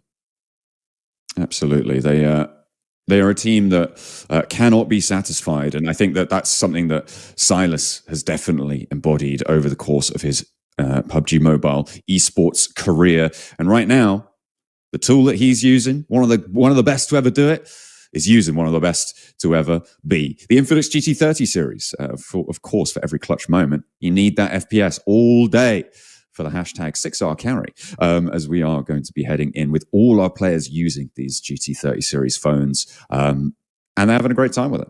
You know, we've seen some great stuff. I mean, you talked about Silas not being satisfied with a 2nd place, but he's certainly satisfied with this phone, the Infinix GT30 series, getting us through all of our game days here over at PUBG Mobile. We'll be heading into our next game very shortly. We're still waiting on a couple of players right now, I believe. We're currently at 62 or 64 in the lobby. Hopefully no one's trapped in the elevator again. That would be problematic. Yeah, someone get the getting crowbar. underway with it as soon as possible. Yeah, get the crowbar out, absolutely. We need one of them tough security guards to get that bad boy open. But Erangel next, more regular in terms of gameplay, less point scoring potential for a lot of our teams. I think for Erangel, it is squads like Regnum Karya, it is squads like Jetgo that I'm looking at. Kara as well. Kara is a very, very good Erangel team. And I think that I do have a slight issue with the current map rotations. As I always have, I think everyone who's listened to VCast knows I don't really enjoy having back-to-back maps every single time. And for the specific reason of, for instance, like S2G, great Miramar team, but with the Smash ruling, there's a potential they don't get to play their Miramars until, well, they just don't get to play their Miramars at all if we finish out games on map 3. So it kind of takes away teams that have specialities because they don't, sometimes might not even be able to get to play those specialities until match 6. Again, I think that me and you are both kind of aligned that this is a tournament where it's 70%, I'll say 70% likely to go to match 6 here. I don't know how likely it is we'll get a Smash ruling. Yeah, it's. I mean, you can still technically get a Smash ruling on match 6, right? That's potential to happen. So we'll see if it doesn't change anything other than the fact that you do go to the top even if you're not in first place. It'll be interesting. It'll be interesting as we take a look at our top 4 gunslingers. And of course, Loxy now in and amongst them, but all still very much dominating this page, with 2 of their members already exceeding Loxy's damage. And I mean, yeah, it has been something special what we've seen from Ulf in the last 2 days. Not in that last match, maybe in this second game. I think that although you say it doesn't change too much in that last game, if a Smash ruling does come through, sometimes it can, especially if a lobby is very volatile and say 5th place was 134 points and they get the Smash ruling, suddenly they're in Gauntlet when they weren't in it before, right? Yeah. That's like the big change that could happen. But there's a lot of coulds and maybes and potentialities with Smash ruling, how things work out. Yeah. I just kind of want to see one of those things happen because I think recently, most of the time when we get a Smash ruling, it's very inconsequential. Yeah, and I think that the impact of a Smash ruling here was severely tempered, of course, by the fact that Ulf were, nearly 30 odd points ahead of everybody else in the entire tournament. Generally, you see the top of the tables a bit closer, ending on 12 games. Several people in that over 100 point bracket. That just wasn't the case this time around, which was fairly unfortunate for Smash Rule fans around the world, or more specifically right now in Europe, I suppose, but also around the world. If you're watching, you're very welcome. Thank you for coming. We're maybe now going to see Regnum Kai be able to do something, but it's a question of conversion, right? And maintaining. And what we spoke about with Regnum Kai is the consistency of getting to that late game, right? And that is going to be a massive asset to them now, where they need to get 15 points. That's a big second place or a modest chicken dinner, right? Which is still quite a tall order, but definitely possible. Yeah, and I think for Regnum Kai, they'd love to get it done here, right now. Because it would just give them so much more chance to do it the rest of the day. But then again, if they get the chicken dinner, match 2, the Smash ruling to happen, now they've had to had almost half of the games won by Regnum Kai on the day, which will be that's when we can start to talk about statistics where that is very, very unlikely to happen. Throughout the many years that we've been covering PUBG Mobile, 3 chicken dinners in a day. I think that's come around maybe 2 or 3 times. I think the main one that I remember was Vampire, EWC. But again, Vampire back then, maybe not so much now, but Vampire back then were the tippy top of the world. I don't think people understood how to play against them. And they were the first to, I think, properly utilize a full set of fraggers on a team, have good off angles. But we are getting into the game very shortly. We're around about 20 seconds away here before we get to see who's going to be coming out on top on Erangel. And will Regnum Kai be able to pass that boundary? Will Ulf be able to get 7 points? I know it's a big task, but we'll see if they can happen. And of course, you've got to remember that Regnum Kai and Ulf drop pretty close to one another, Blank. So potential for some skullduggery there as well as we head into match number 14. Goodness me, that fraction keeps getting bigger and bigger. 14 out of 18. We're nearly there, but not quite. We've still got a little bit more to go. Plane path very south on the cut again. And no one really enjoys these kind of plane paths either, John. It's not fun for anyone. And a lot of times when we've had these plane paths, it has been a pretty southern circle, so it hasn't mattered too much. But for instance, we get a Severny circle on this one. A lot's going to change very quickly. Teams are going to get a little bit stressed out on this. But we are over to Mills Power from Primorsk. It is easy.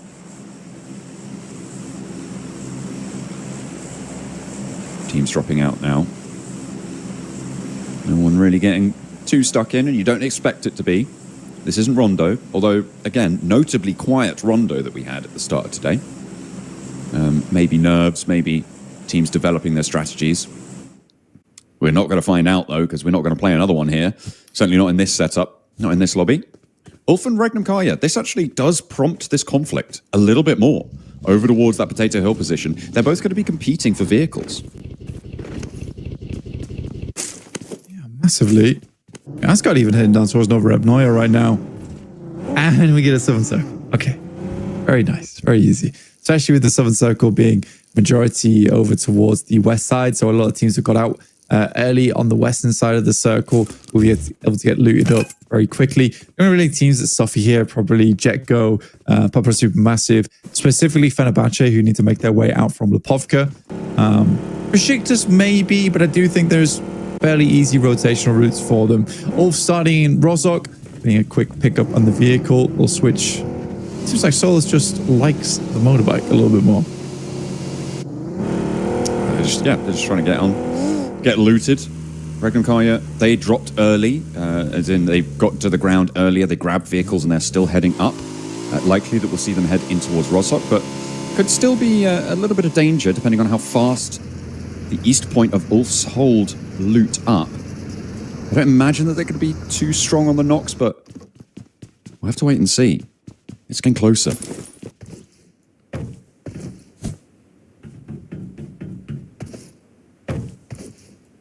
Kara 91. Again, I think I say this every single game, but I'm still so surprised that Jet goes here at 4th place, 90 points. There's a real world where Jetgo goes through to the grand finals into Gauntlet. I think in Gauntlet they're going to get mashed, if I'm perfectly honest. Yeah, it would be an interesting dynamic to see them come in, because what we said of them here is that they feel a bit timid, right? So, well, that's certainly what I've said of them. I'm not going to put words in your mouth, but they do. For me, they felt a little bit timid, a little bit reluctant to get stuck in on opportunities when they've been presented to them. And that is not a global mindset. That is not a mindset that you can really take into the MGC and expect to do well with it.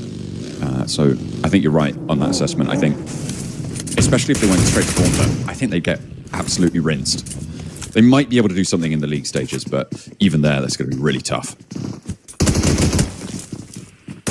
Ida from Rita from Ida.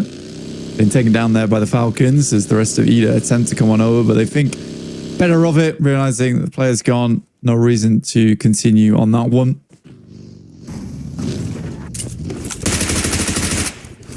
Ralph even looks for the chase. Goes for a couple of shots, but not much more than that. Again, very, very much a important portion of the map to try and control. Very central around Gatka, as well as the Chopsticks. Yeah, moving in, trying to take control of it. Falcons, of course, on the chase as well to go directly to Gauntlet. They've almost certainly locked down their guaranteed, at least, league stages position with the regional point system for the Falcons. So sort of no matter what, they're going to be getting that. The question is, can they make it up to top 3? And right now, they're only 3 points behind Kara in 3rd place, which is got to be daunting. Although you've got to remember, Kara, with 2 chicken dinners, do have a little advantage on that tiebreaker. Yeah, a slight one. And if their performance in Aragon is anything to go by, I think that likely we'll see potentially more chicken dinners coming through from Kara here. Regnum Kaya, bold move out.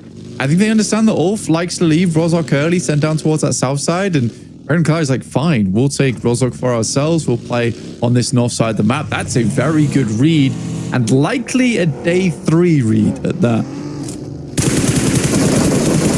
Generally left fairly early.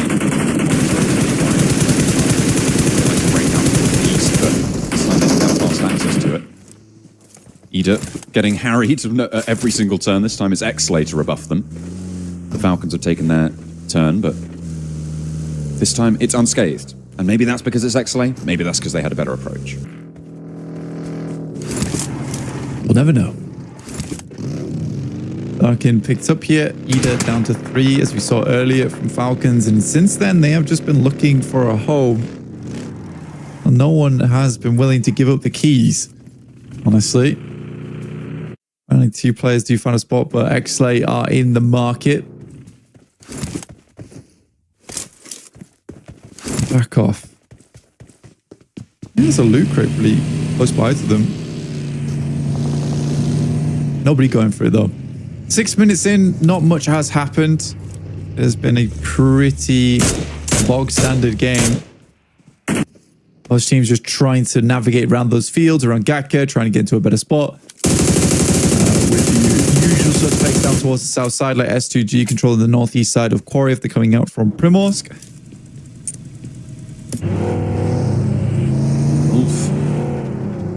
Split on the northern sides of Pachinki out to the west hills as well. Regnum Kaya trying to move in and around that area too. They're going pretty close to one another, so could potentially be some conflict. Papa Supermassive going further down towards that southwest side, but Eren trying to land the spray. Not going to connect this time. Not this round. And they'll get away for the time being.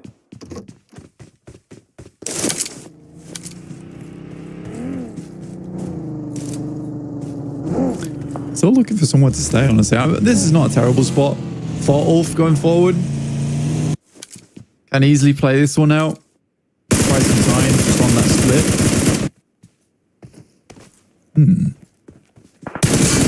Not sure what that was. So checking the spray pattern. Guess so. Sure, why not? S2G, they've managed to play from that southwest side, obviously in Primorsk, moving up to these hills around Quarry. Going to be fairly easy as rotate, and they'll have been there nice and early. Holding on the inside of the building, though, making sure that staircase is secure. He's got it on lockdown. Fenerbahce is making a long rotate on the north side right now. We're going to pass by Box Compound, send down towards the south.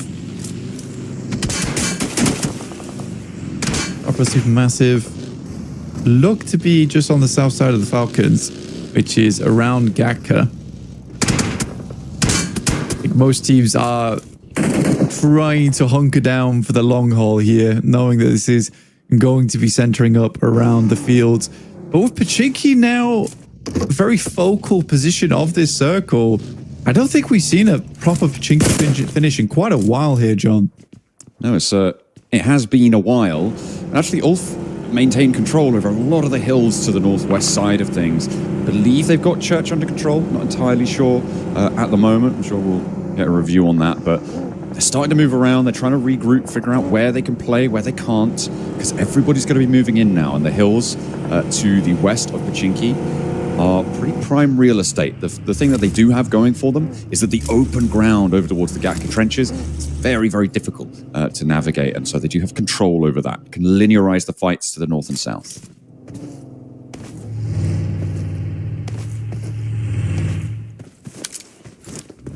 It's definitely a weird zone too on this one, where because there is so many positions now, because we went over towards the east, that are available to play in and just aren't really that dangerous compared to the fields of Gatka. I feel like a lot of teams aren't going to get stuck in versus one another too early, unless it's to try and defend Pachinki. That's not a bad spot from Ulf, though. I don't mind that one at all. And at the moment, it is just posturing. I mean, we've seen the second elim of the lobby for S2G. Over towards Papara Supermassive. as we enter our 11th minute. Pachinki now. 3 teams inside. Regnum Kaya lining the northeast. Probably the team with the most mobility out of their position. They can step out, rotate away with the vehicles that I'm sure they've sequestered in the alleyways. Whereas for the other two, they're going to be heading out, but towards a lot of other teams. And out on that west side, it is a lot more full, especially when you consider the open fields that sit to the west of Pachinki. It's going to be very, very difficult. But Besiktas equally could control Regnum Kaya in this spot.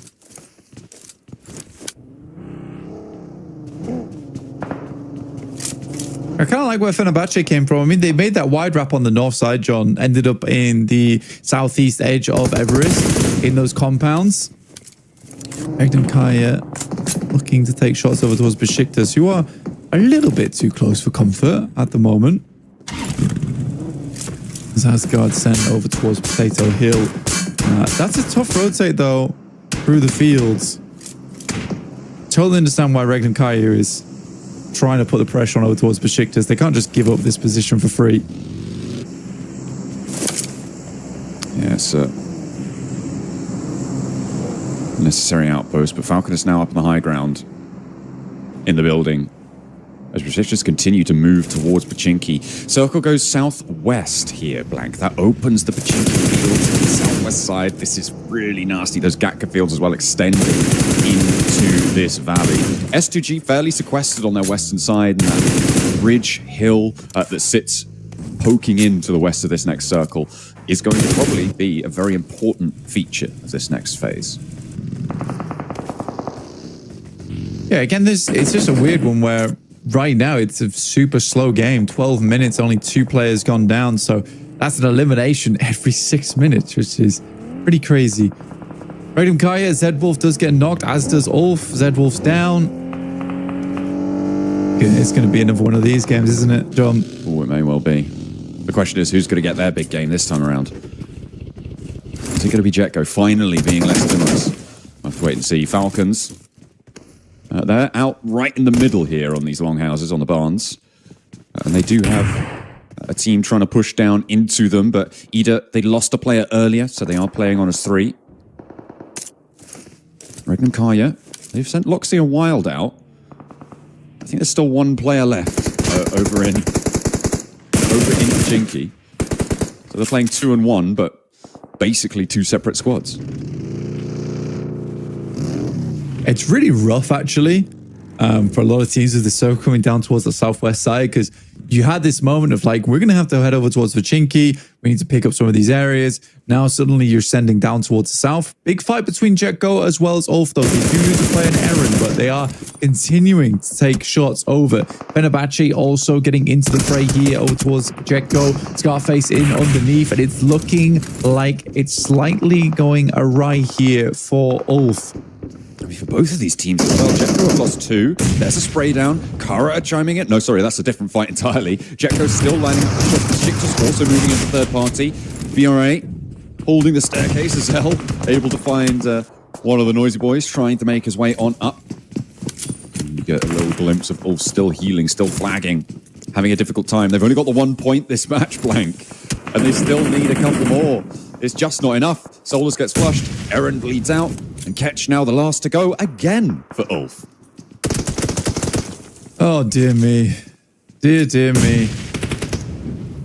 Another nade hits, tags pretty hard, and Freedom's got more to throw.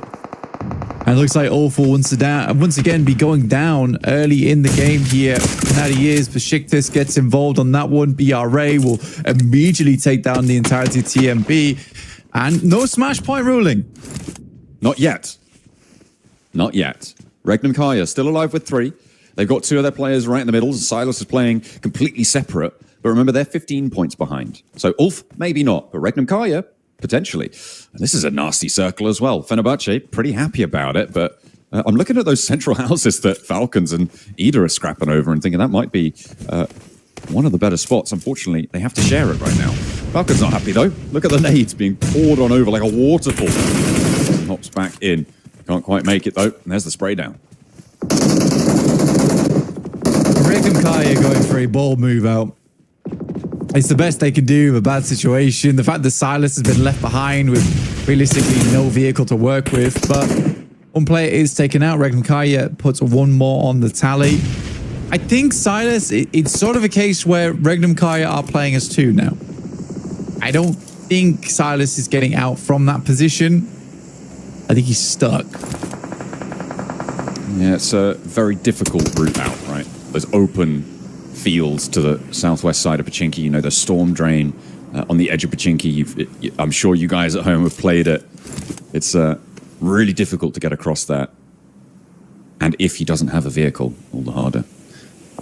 So we'll see what their two in the middle can do.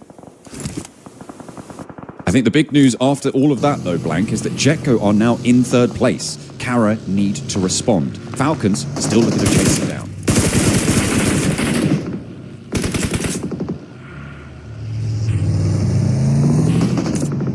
Ida.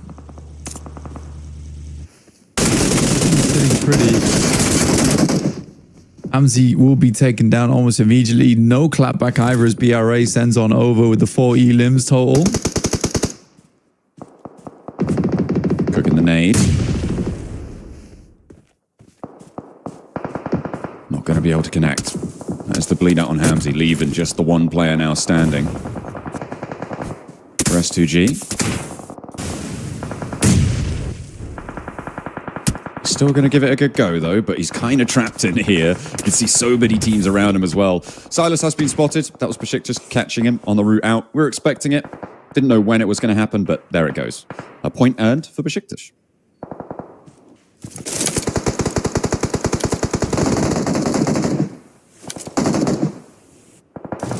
And Kaya, you can see there. I mean, like I said, Silas is going down eventually. You're right, Besiktas will pick up that point. Asgard coming in from that eastern side. But Regnum Kaya, I think even as two players, there's still a good chance to put some good points on the board here. It's not an easy circle to play whatsoever. Most teams coming in are going to be battered and bruised. Regnum Kaya has the benefit of being towards the center fairly early, which means a lot of teams are going to have to fight against one another even to start having a look in over towards that position. Papra Supermassive taking down a lot of the players from Anathosis Famagusta. Down to just 2 now, and their health bars are dropping rapidly. That is unhealthy, certainly. Papra Supermassive, though, they're taking shots, and Bagdazada's still giving it a go, trying to earn those points. Nico with the nades, looking for the spray down. Final player from S2G does get eliminated there, and they will go out in 10th, so closer to the placements yet again. Starting to build up and see what we can find. Nico moving in the wake of Lost on the bike. Nice and fast, up the hill. Pretty dangerous, though. Can go for a tumble. Make it to a shack, and they're playing nice and central. Kara. Now, this is a team that we haven't seen too much from so far this match, but Jetco have overtaken them here. With only one player, their point scoring potential severely diminished, but Kara needs still to put those extra points back on the board.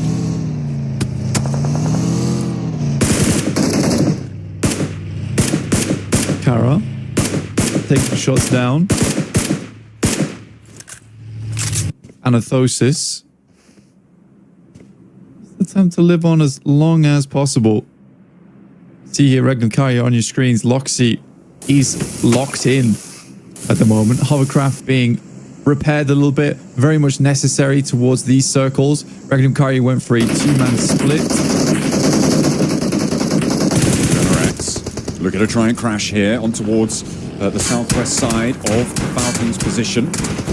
Be nasty, especially with Ida still in the midst of things. But there's spray downs. Anathosis Famagusta chiming in as well. And it is going all out, all ways. Falcons losing one, IWNRX losing one, and a knock on the approach. Ida not really suffering too much here. And there is going to be a crash on that northern side as well. Goodness me, everyone wants to try and get involved there. X-Slave potentially trying to bite off a piece, but Papros Massive slowing them down. There's 6 teams or so involved in this fight, Blank. I mean, fair enough as well. You want to try and get in here and get as much damage done as possible, earn as many points as possible. But I think a lot of teams had the same idea at the exact same time, understanding this is one of the few areas left remaining that might give you some sort of sanctuary into the future of this match. Ooh, okay. Another nade on in, and it's now now starting to put pressure in. To make this one work. Koa, good with the pump action, will find the shot, will find the knock, and looks for the flush as well. Kain on the outside, can't really do anything about it.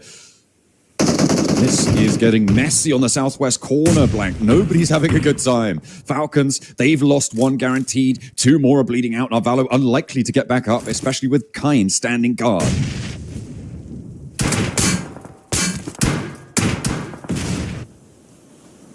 Vinarix looking to hold on. But we are evaporating players all over the place right now, John. That is true. Asgard now out. Yeah, it's good news for Regnum Kaya. I mean, obviously, they would need more points, and there's one of them. Looking to try and earn. I mean, it would be great to get over Ulf. It'd be even greater to get over that 134-point smash point. That boundary beckons. But it may just be a little bit outside of Regnum Kaya's reach. Another team falls, though. We are once more closer to those placements. Jetgo closing out their game on 93 points gives Kara that clear window as to what they're going to be looking for. And actually, Kara are fairly isolated, not really getting stuck in too much right now, but the circle shifts away and out into the open, Blank. I mean, Regnum Kaya is not too displeased about this. Isn't a good spot to play around them, and even as two players, they can really put a world of hurt on a lot of squads attempting to make their way in. And for them, if they can make their next game even easier to get towards a smash ruling position, good for them. Besiktas also attempting to hold on to some semblance of a spot towards the top, but they are taking shots from many different teams on an absolute lineup and a half. Actually, moving in towards Besiktas, who themselves are on the chase. Fenerbahce not so much. A knock already sent over towards Besiktas makes them a little bit of a softer target, and Savian steps up for the spray down on the rock. Finds Falconist on the back line. The off angle for Besiktas is being assuaged. Now, 3 players up and kicking. I think they did get the res on the front line, and Savian has been responded on towards. That is a big help for Besiktas on this hold on the northeast side. Looking to try and keep these nades rolling and keep them flowing on up to the hill. Do they put them in for the flush, or are they trying to suppress the rest of the team? I think Septimus really wants to try and confirm this one. And maybe just add that point to the tally. Make sure that he can't be a threat anymore. Fenerbahce downhill, sends a nade in. Not much information gathered off the back of it, though. Just layering the Molotovs down, making it uncomfortable to move. You can see here Regnum Kaya squeezed in as Loxy had to reposition. Getting to a point now where nades are going to be very dangerous for Regnum Kaya going forward. And there we go. Kara back in John, third. yeah, I was going to say, yeah, back in third with 4 players. Potential for a big game here. Definitely could be. Maybe they'll join the 100 club on the end of this one. Boran holding fairly firmly against Fenerbahce. It felt like maybe there was an inroad towards Besiktas. They had a knock. Savian found another, but it's all been picked up. It's all getting healed away, swept under the rug. Another nade in for Simple Domak. He doesn't have any more left now. The shotgun trying to find something, but the more you step out, the more Regnum Kaya could get involved. And there it is, over towards Septimus. Looking for more, it's Fenerbahce to step up with the Boran. That's 2 down now, and this is Fenerbahce's signal to go. Falconist needs to hold strong as he drops down in towards the smoke. Rookie as well at his back, and Septimus is not going to be long for it. They're going to potentially be falling here, but can Regnum Kaya extract stolen points? That's what Regnum Kaya needs to do, right? They just need to pick up points left, right, and center. Lewis is sending in. Talon says 12k, absolutely wreaking havoc on the likes of Xlay. Marceau getting up close and personal with that squad. Despite everything, Regnum Kaya does make the way up towards a top 6. Loxy takes some shots with the barrel. Bit of a laser, but hard to handle at long range. But they know they're here now. It's an ammo issue now for Loxy. He's only got 26 in the mag and then the shotgun in the back pocket.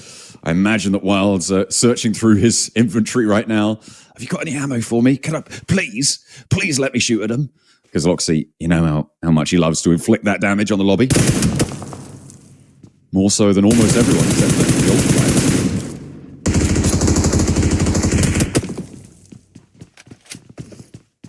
Emre down to 31 bullets left in the backpack. And the one magazine to work with. Darkin doing a little bit better with the PP Bison. It's not the ideal weaponry. Certainly is not. In the midst of all of that, Falcons, they're on 1, but they're on 90 points. If Kara go down, there's potential to chase, but they're unhappy because Kara are as a full 4. Sure, they're not in the circle, but they do have all of their players alive. It's them and Fenerbahce, really, that are the major players in this circle, Blank. And the fact that Regnum Kai is holding Fenerbahce at bay with just 2 of them is kind of crazy. They also have the circle off the back of this. I mean, Fenerbahce is the big issue for that team, right? As for players, they're eventually going to get closer and closer. They desperately need Kara to turn attention towards Fenerbahce so they could potentially pick up some points towards the future. But I think Kara's more preoccupied with watching this run out, picking up elims on that side. Ooh, maybe they should have been. Also, Darkin finding Lewis. Oh, tough. And getting the full flush as well. Kara now busted down to 3. That makes the threat towards Fenerbahce a little bit less. Not good news for Regnum Kaya. Depending on how they want to hold it out. Kain looking to try and move across the open. It's a 1v1. It's a raw death match here. There's a bit of Fenerbahce for Wild. That could be big. But in the meantime, Koa still looking to survive. Backs off the flames. Doesn't let them lick. And will be able to survive a little bit longer. IW next Ria. Where did he just go down? I don't even know what just happened there. But Koa falls as well. That's Fenerbahce taking a knock to the 26 bullets of Regnum Kaya. Kara attempting to make their way across. Another knock over towards Simple Tomac. Okay. All right. Okay. Let's see how it goes because we've got 4 teams remaining now. Regnum Kaya starting to find maybe a semblance of hope, but Simple Domac, I mean, is going to get picked back up. And it just continues to be a massive ammo issue for Regnum Kaya. This is so nasty. Lux actually taking shots over towards Kara, who all of a sudden, they're down to just 1 player. Not terrible, though. I mean, if all's said and done, Regnum Kaya still might be able to get like a 3rd or a 2nd place off the back of this. There we go. Oh my goodness. This is, this is pretty nail-biting stuff. They need a 5 elim chicken dinner. Or in 2nd place, they would need, what is that? That's 4, so 9 elims in a 2nd place. I don't think they can get 9 here. I believe they've only got 2, but a big pickup from Macap on a Simple Domac who's been down so many times. They don't have a lot of time to get back up and pick him up. Oh, he's done for.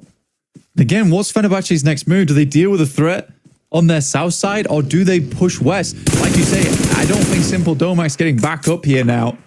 1 nade in the hands of Lux, but he's struggling to step up, take shots, and Regnum Kaya is just sitting it out. Savian getting slightly closer as we speak, but the Blues going to start to push them in. Simple Domac does get taken down. Razy pulling the trigger. Luckily, the boys on Regnum Kaya do have shotguns. There's a 2v3. It's not easy, with the nades that are going to come over towards their direction even harder. The form factor of this shack is so important for Regnum Kaya right now. The solid wall towards Fenerbahce is what's been keeping them alive for so long. If Fenerbahce try and crash, either are going to step up to the ridgeline, take those shots from Darkin up on that high ground, from the 2 players across the way. It's the approach to this shack that is so difficult. Luckily, the next circle closes central. It moves away from Regnum Kaya, and everybody else will be fighting for that middle zone. But equally, they're going to have a tough time getting there too. I mean, it's going to push Fenerbahce out of this spot. Absolutely. This 1 nade, 1 Molotov that he has is the big thing. Spots him through the wall there. That's unfortunate. And the Molotov doesn't do anything. And the nade goes through. Doesn't seem to be too effective. Fenerbahce will find 1 in Ida across the way. That's a big pick-off for Fenerbahce there. Emre is now down 11 elims for Fenerbahce. I don't believe Regnum Kaya's made it this far. Macap gets knocked as well. They're able to flush it. Another elim on side. Another Molotov sent out.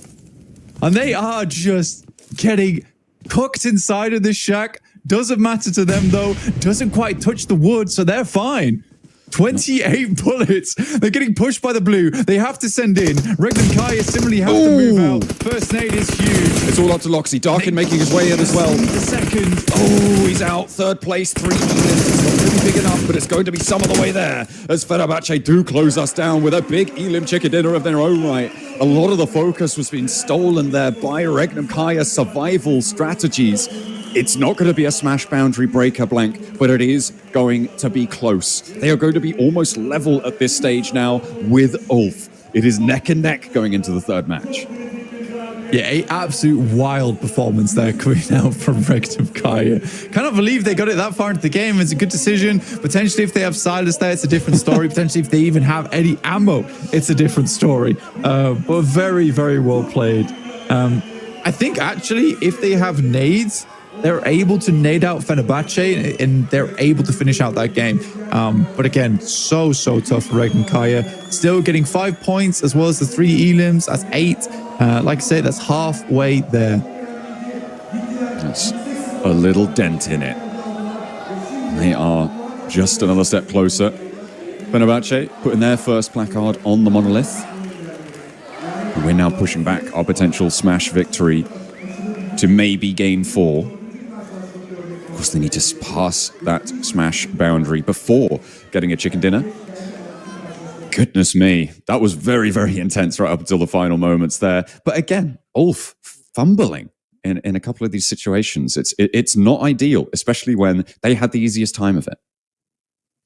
Yeah, I mean, for Ulf, I think they've lost that confidence coming into today. And I think it is purely because they're worried. They're worried the pressure is getting to them. I think they were able to just play free and loose over the last 2 days, but coming into today, it's like, oh, we could win this, I guess. That does start to wear on your mind a little bit, because I think that because they came into this tournament not being one of the favorites, we had Fenerbahce, we had S2G, I mean, Fireflux have a down their look. They had that roster change. They had the team change as well. They kind of just got to play this out however they like, but now they get to the point where you need to have that mental fortitude. You really do. Yeah, it's going to really be a big test here coming into the second half of the day. Obviously, on match 3 still to be played, but we're definitely going into the second half of our day. I mean, it's kind of crazy that this has happened. It also is very interesting that it's not likely we're going to see a 180-point day as well, right? Because that's sort of where we were thinking maybe we could end up, all things considered. But no, we are not going to have that opportunity. What we do have the opportunity for, though, is a quick break. We'll be back with our third map.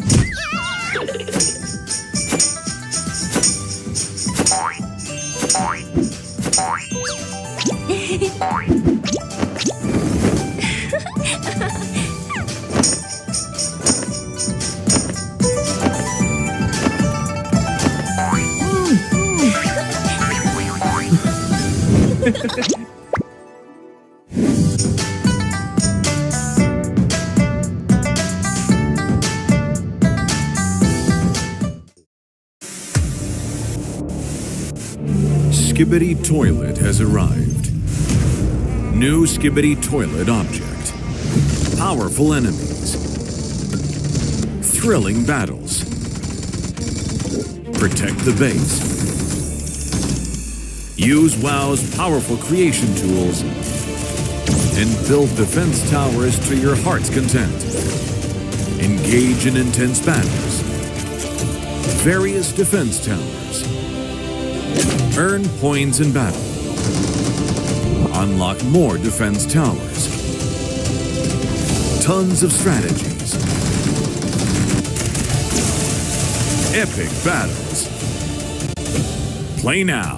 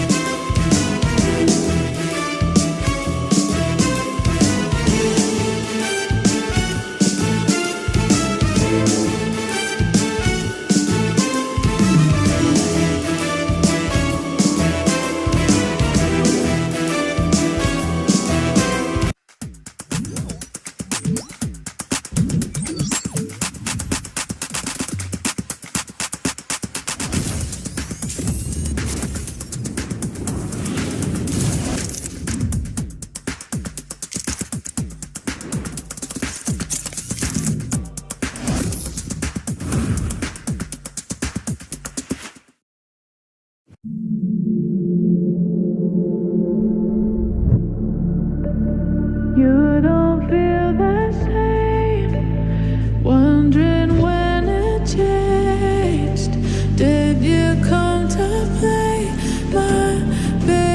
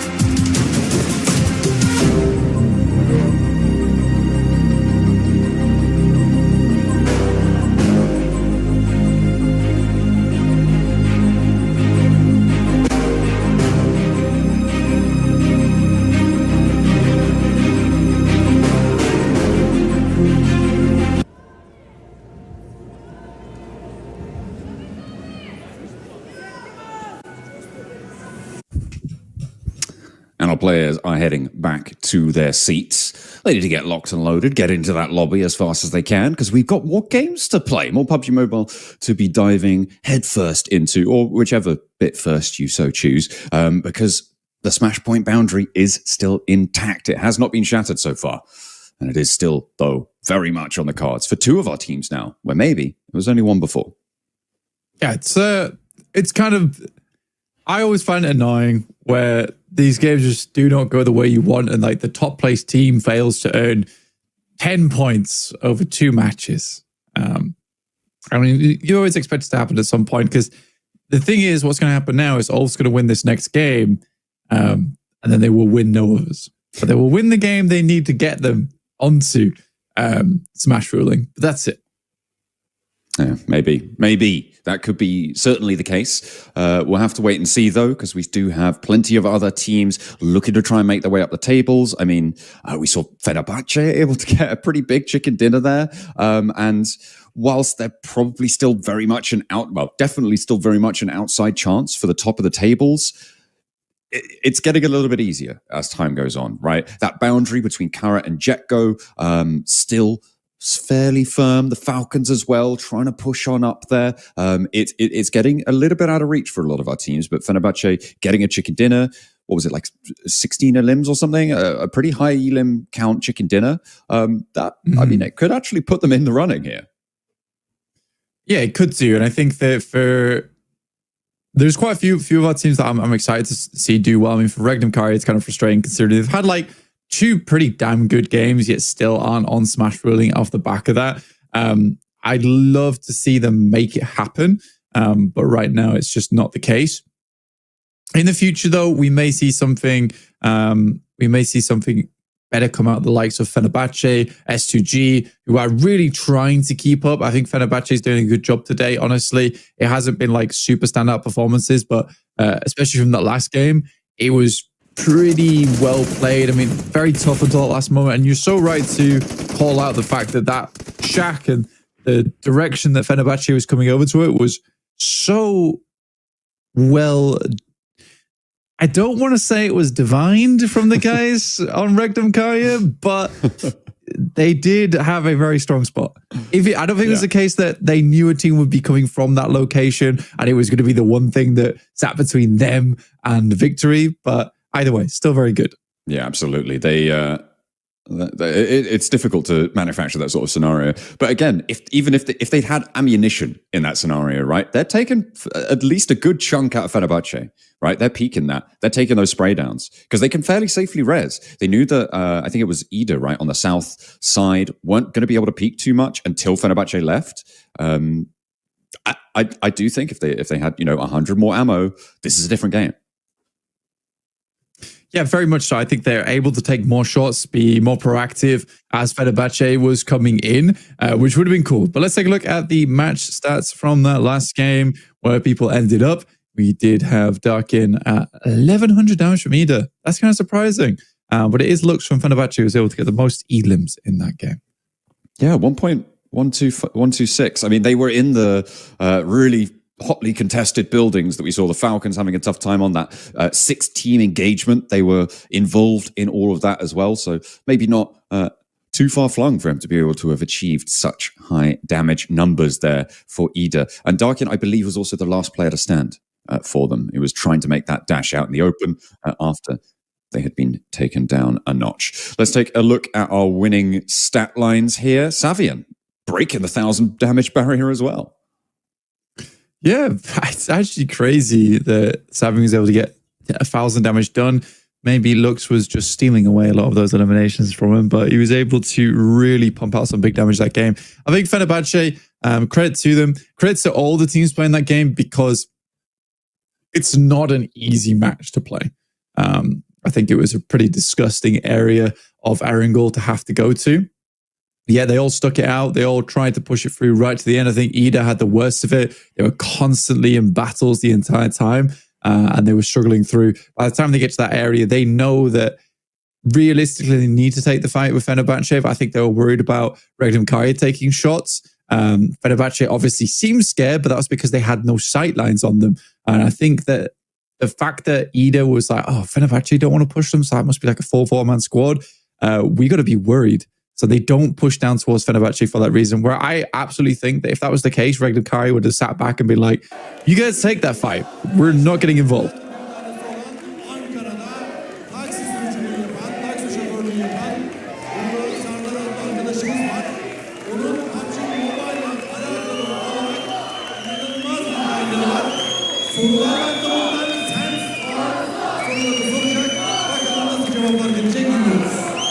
Thank you very much, Bilge. And we are joined by Bora, one of our lovely PUBG Mobile fans. And you know what? He also works as a taxi driver at Ankara as well. So I want to ask you, how did you start playing PUBG Mobile, and how do you find the balance between working and playing PUBG Mobile at the same time? PUBG Mobile oynamaya ne zaman başladın diyor. Bir de hani Ankara'nın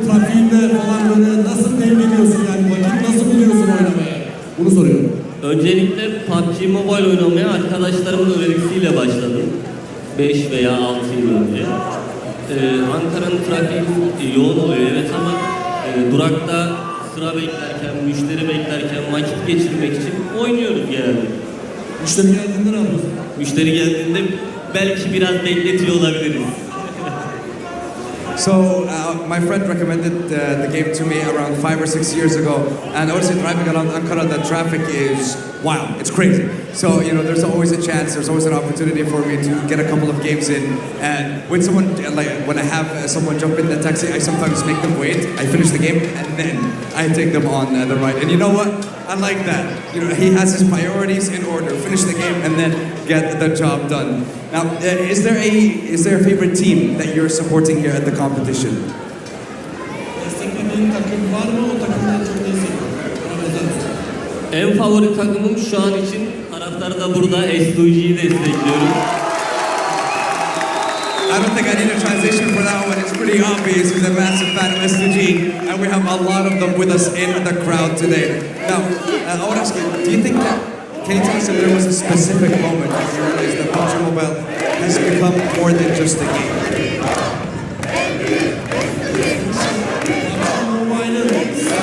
Oyun olmaktan çıktı. Eserin artık vazgeçmeden olduğunda nasıl oluyor? Yani şöyle ilk başta turnuvaları izlemeye başladığımda artık tamamen bir tutku, tamamen bir hobi olmaya başladı. Takımları tanıdıkça sevmeye başladık. Tabii kılaşanlar oluyor, güzel oluyor onlar. Bir de Barış Çiğ'nin yayınlarını da tabii takip etmeye başlayınca artık bu tamamen hobi olmaya başladı diyebilirim.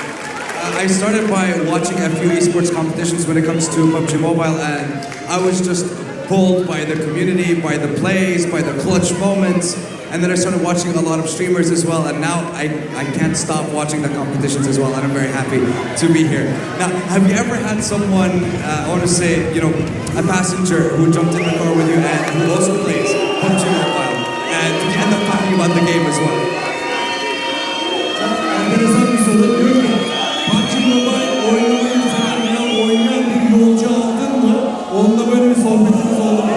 Tabii ara sıra denk geliyor PUBG Mobile insanlar. Sohbet etmeye başladığımızda yolculuk çok hızlı geçiyor. Nasıl zamanın geçtiğini anlayamıyoruz. Sohbetlerimiz de güzel oluyor. Hatta şöyle bir durum oluyor. Numaramızda alıp bize abone olup bizimle sürekli seyahat etmek isteyen insanlar oluyor. Bu oyunun çok bağlayıcı bir gücü var gerçekten. Çok memnunum o yüzden. It happens sometimes where we end up talking about the game, and just because we end up chatting the whole time, the ride just flies by. And sometimes we actually add each other and we play together as well. Again, it's just one of the ways that we see PUBG Mobile bringing everyone together as a community, and I love to see that. One final question for you: if one day you find yourself driving and a PUBG Mobile World Champion was in your taxi, what would you want to say to them? Bir gün arabana dünya şampiyonu bir PUBG Mobile oyuncusu binerse neden olur yani? Ne dersiniz? Öncelikle başarısı için tabii tebrik ederiz. Daha sonra sormamız gereken birkaç soru var. Bunu nasıl başardı, nasıl bu şekilde ünlendi, nasıl kendini geliştirdi ve belki bize de birkaç tüyo verirse biz de bir şeyler yapabiliriz. I mean, first of all, I congratulate them on their success on reaching such a high level, but then I have so many questions. Like, how much time did you put into the game? How were you able to reach such a high level? And how were you able to compete against some of the best players? And you know what? If I get the chance, once we're done, maybe here, maybe at PMSL, I will ask those questions for you.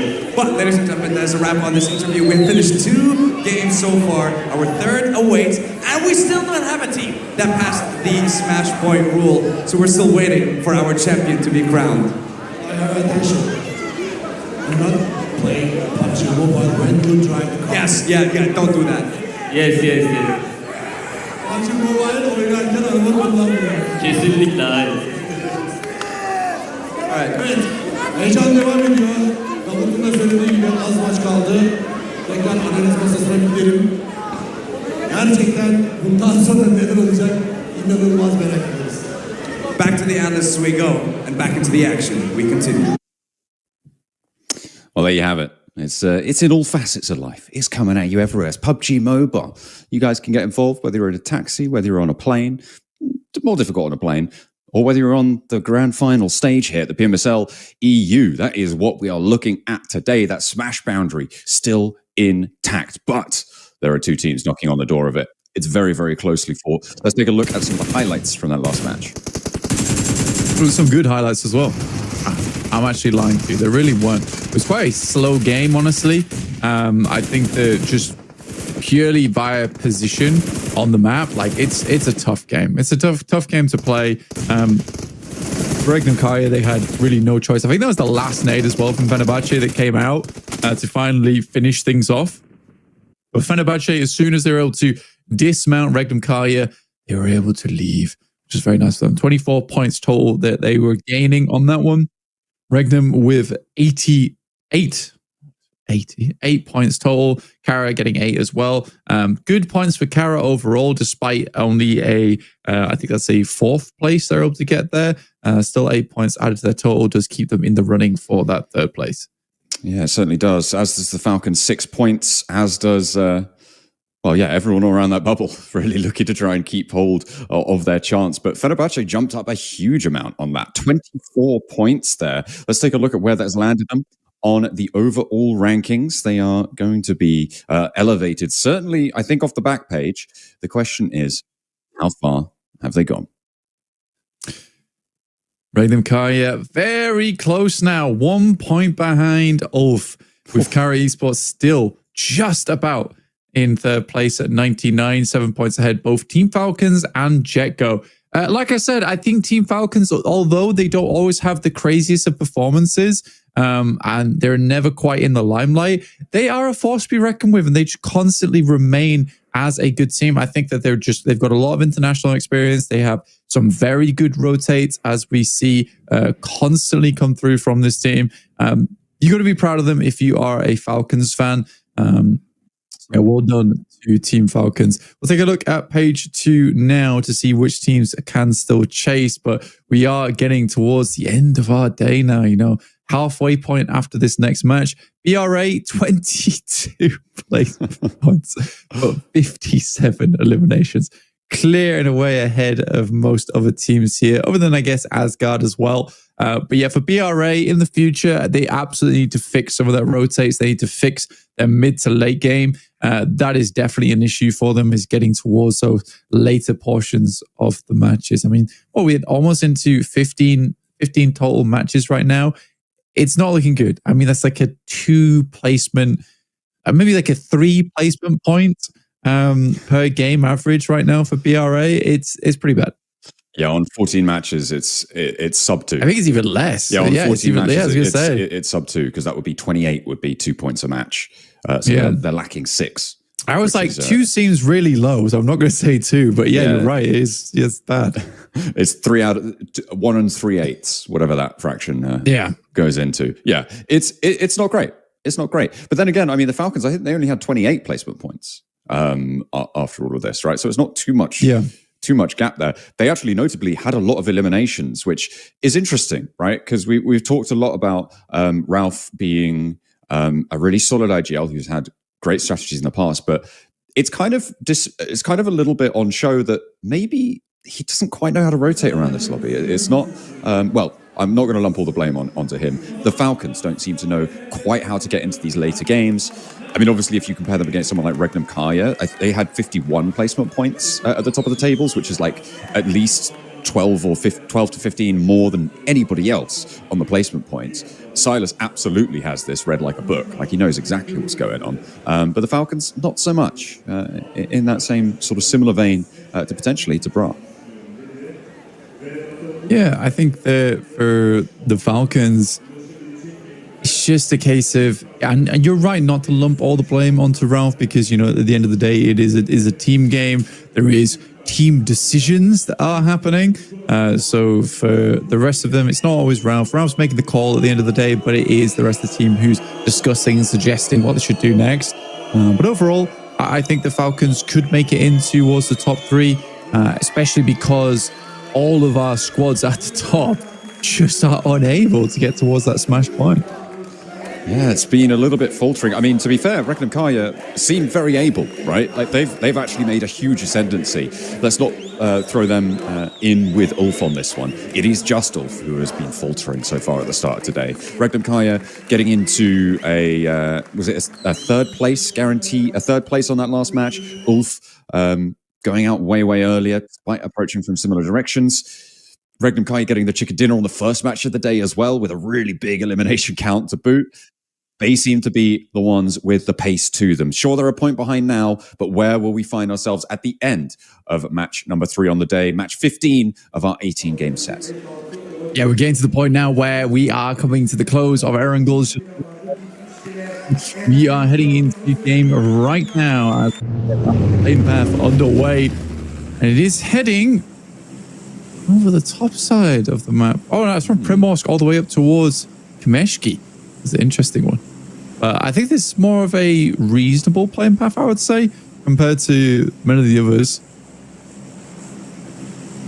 Yeah, it's definitely more favorable than all the south cuts we've been seeing.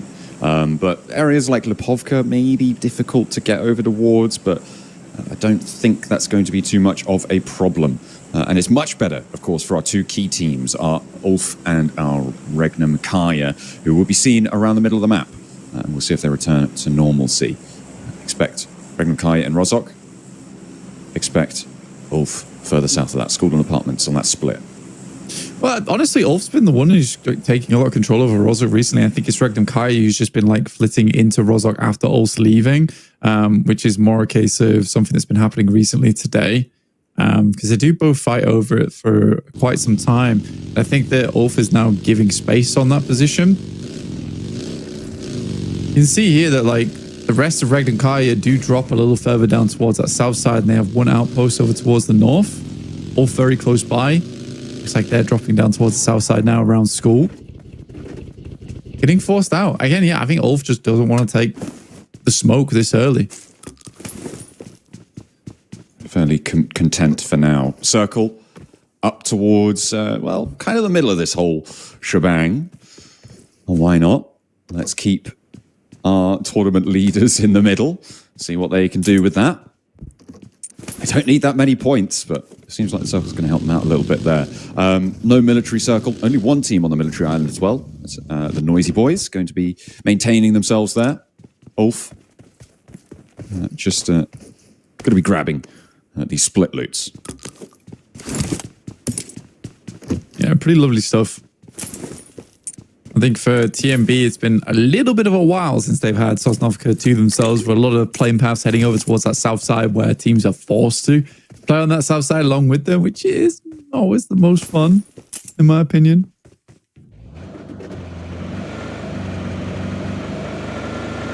Yes. It can be pretty tricky, but not favorable. Uh-oh. That doesn't sound good. We've just had word that is coming back to us, potentially, which means that maybe for the first time in these finals, we might have had a full start on the drop. But only 2 minutes. So it's not, we're only 2 minutes into the match. It wasn't a huge problem. I think most teams are fine to wait around a little bit longer. Not one of those things where, you know, every single team has suddenly got 4 elims. There's 4 important teams already out of the game. Yeah, this is fairly early remake. It's just a bit of a weird one where I guess it's all right for a lot of teams where they get to see roughly what would happen if we get a more northern playing path, a more northern circle. Yeah, well, that's the thing, right? On a remake, we've had a decent playing path and an okay circle, a pretty good circle.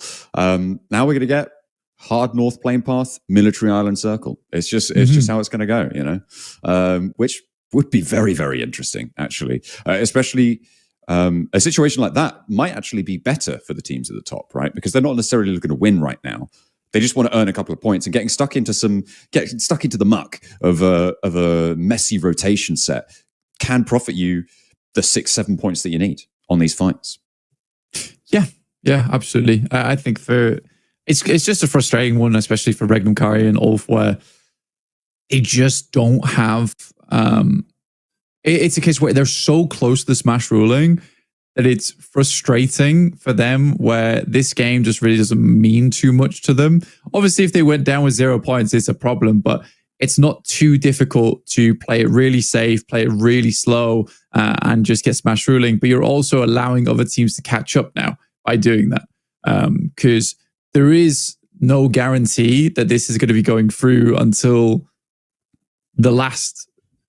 There's no guarantee that this is going to end early, right? There's no guarantee that someone's going to get the smash ruling in place. So by playing slow and timid and getting like a 5 or 6 point game, which is perfectly possible for both Ulf and Regnum Karya, it just requires a slightly different playstyle. You're having this situation now where other teams are able to profit on those matches, and you come match 6, and because you didn't go for the 10, 12 point game in match 3, one team might be ahead of you by 6 points and takes first place. All these things have run-on effects.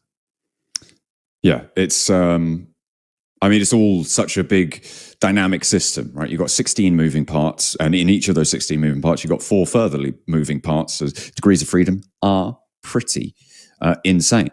We're just taking a look at what information we've got about getting this lobby going.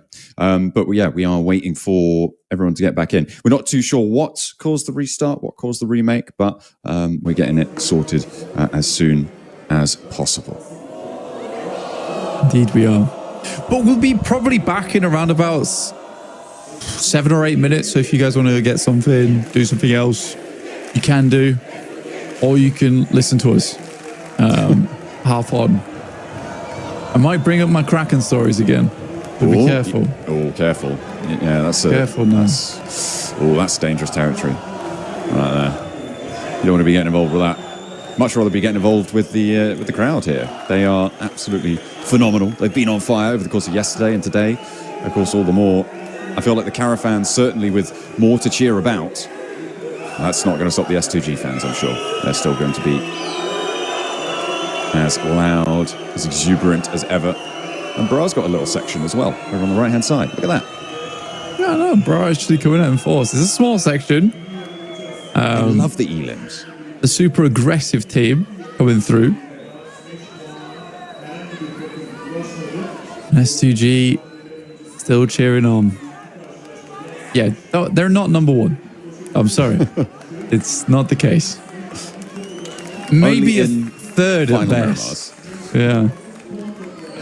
Well, I mean, they are really kind of out of it at the moment. They are about 20 or more points behind the bubble, up towards third place. I think it was 99 with Kara in third place. They are on 73 right now. So being that far behind the bubble, being 26 points behind with 4 matches left to play, that's pretty nasty. That's not something you want to be facing down. And you've got to remember that's a moving target. It's not just getting those 26 points in those 4 matches. It's getting 26 more points than Kara in those 4 matches. Yep, it is. We're getting ready to get into our third game once again, which should be happening shortly. See the crowd. Full display. Nice packed building, honestly. Absolutely. I hate to be the security guards just stood on the stairs though. Right calf workout. I'm sure they got it on lockdown, you know. They are ready to deal. But then when it gets too big for their boots. And hopefully our players are too. Just waiting on heading on in.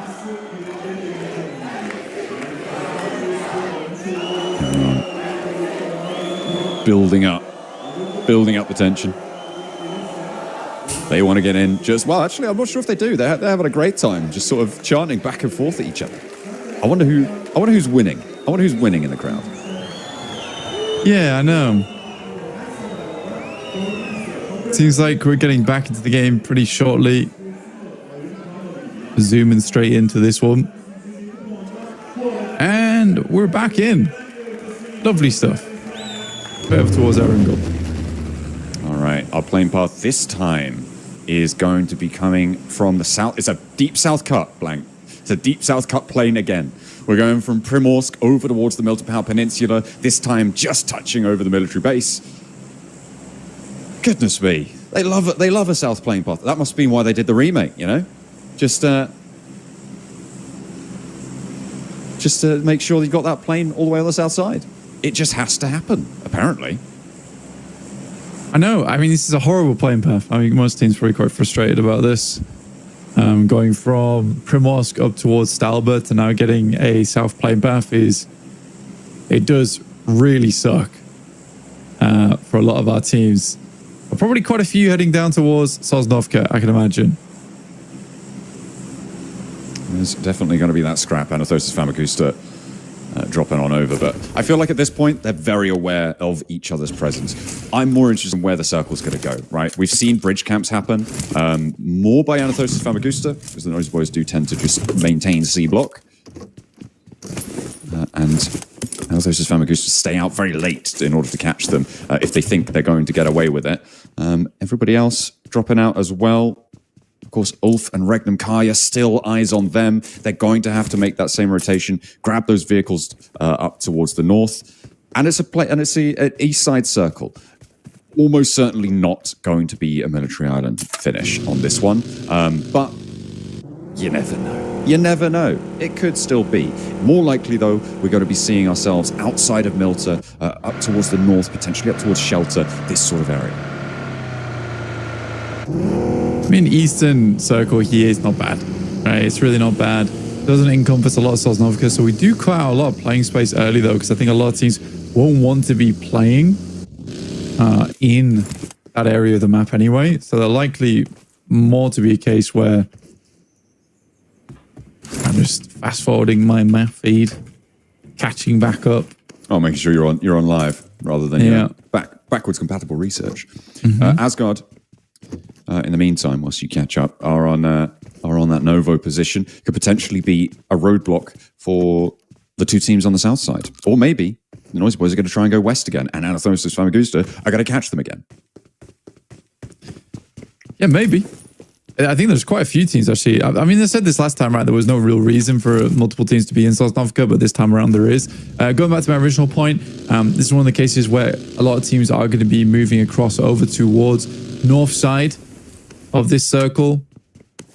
Not a massive reason to play in Sosnovka other than at the beginning of your game.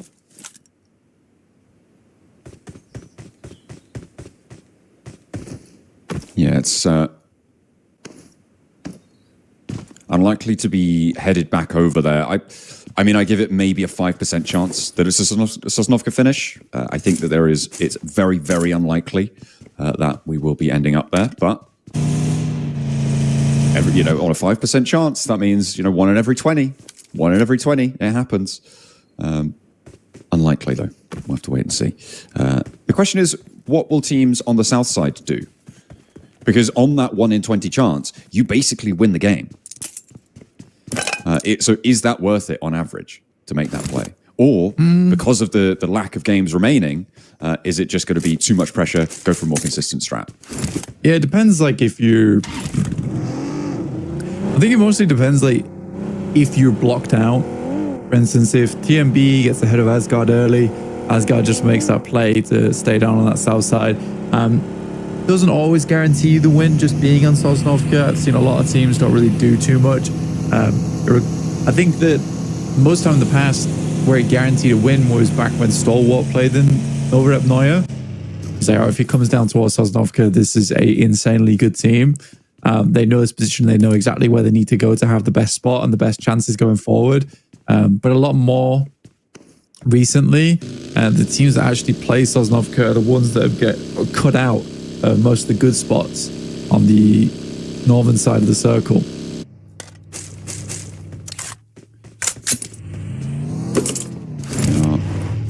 Going to be difficult spots to cut out as well. They're on funneling in fairly soon. We're coming up to minute 5. Spotted one. Tries to zone in. Pops the swap. And we'll be defending the observatory. This is our turf. Interesting decision, though, for both of these two teams to compete over this location.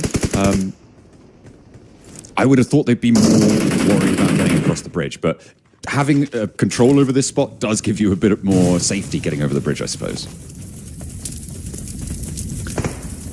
Hovercraft gone immediately for Asgard, which is a really rubbish start to their game.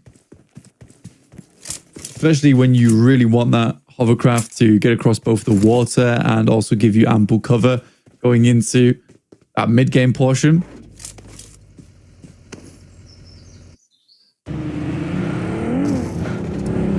Are the Noisy Boys just convinced that if they stand on an observatory, they win games? Do you think that's what's happened here? Yeah, man. They're like, we're going here. We're going to win the game. You'll see. You'll all see. And now it'll be a Sosnovka circle, and we'll be fine. Was it maybe TMB are going to get the chance to overtake the Boars after all on their regional points? S2G still in Primorsk, so I think it's quite the wait here. I think a lot of times when you play Primorsk, because it has a great loot pool anyway, you want to get as much loot as possible and then start moving. I know that there's the case where there might be teams ahead of you, but there's certainly a big capability to start moving much faster than this.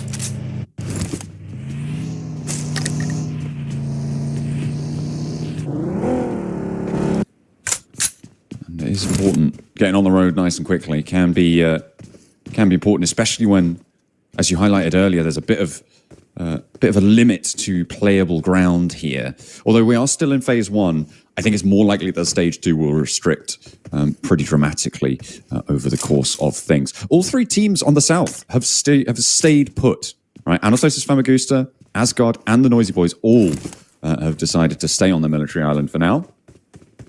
And I don't think that they're going to be able to get across to the roads. Certainly not easily at this stage. Kara are on the far side. That's going to be a difficult barrier to try and push through. Maybe they go for a rotation, but without the hovercraft, Asgard's options a little bit more limited.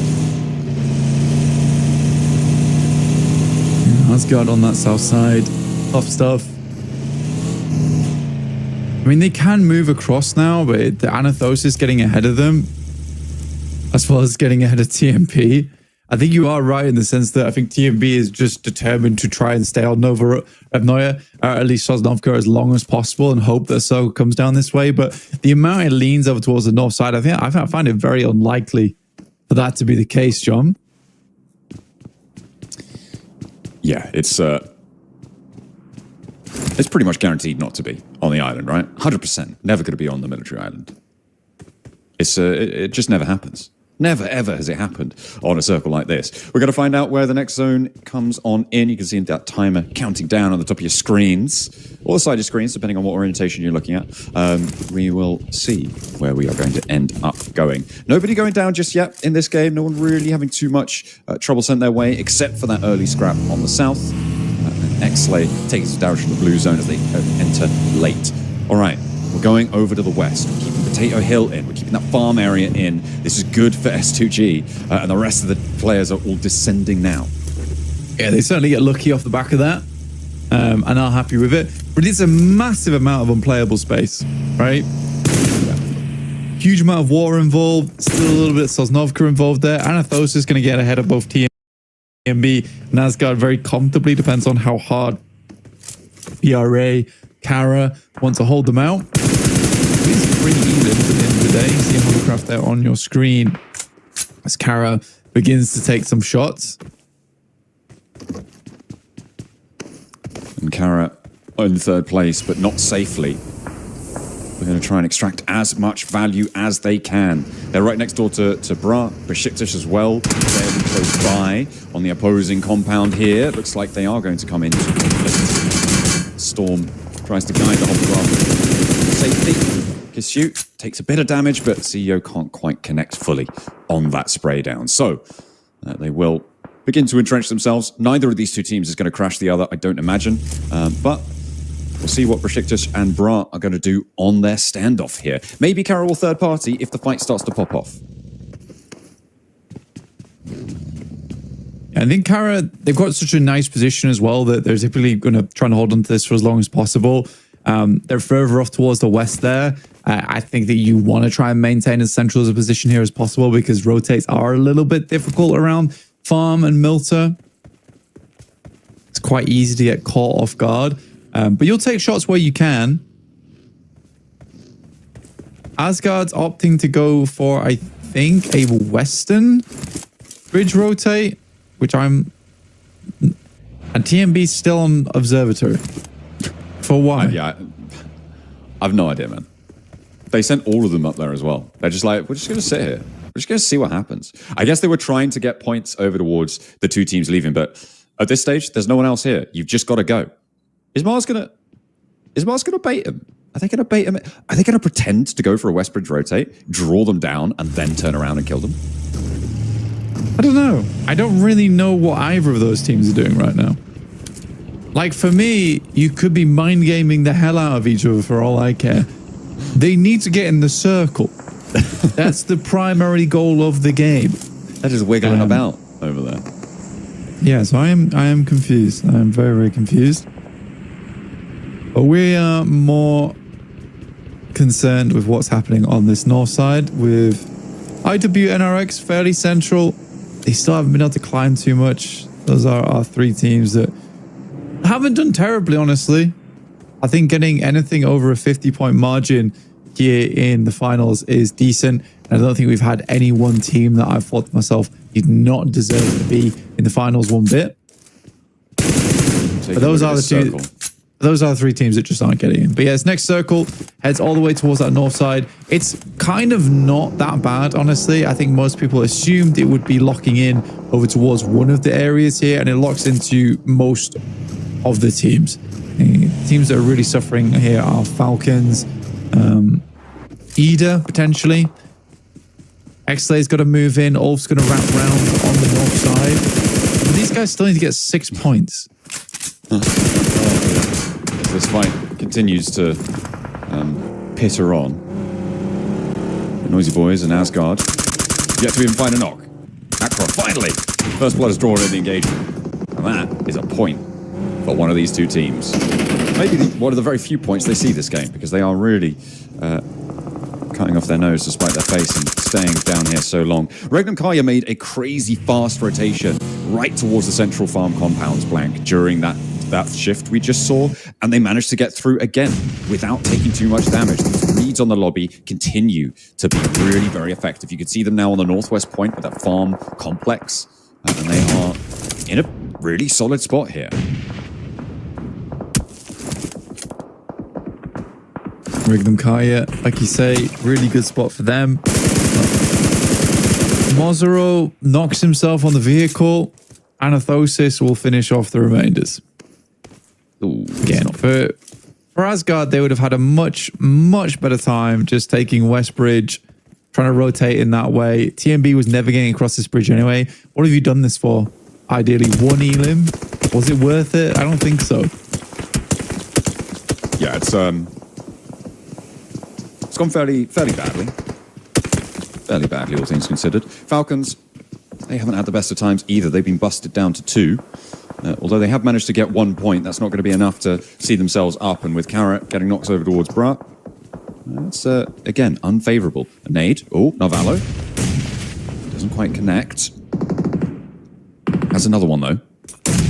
Steps in the back pocket, steps out wide. That is too bold. What do you think you're doing there?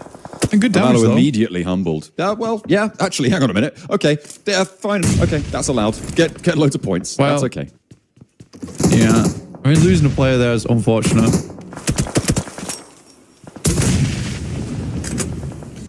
First nade was good because it knocked the door off, right? And then I don't think they expected him to peak for the second nade. They at least get 3 elims, but it's just Redox remaining, which is really sad. And Kara is starting to get some points on the board, and they just hit the sentry there. 100 points accrued for Kara over this finals. This is easily looking like a Regnum Karya win. Which is unfortunate, considering last game. Imagine if they'd have passed the boundary in that last game as well, right? Like, this would be absolutely insane that this is happening. I'm also still wary of Ulf, right? They're on that northeast side, and they are rotating down now towards Milta, trying to move into the hills on the east edge of this next circle blank.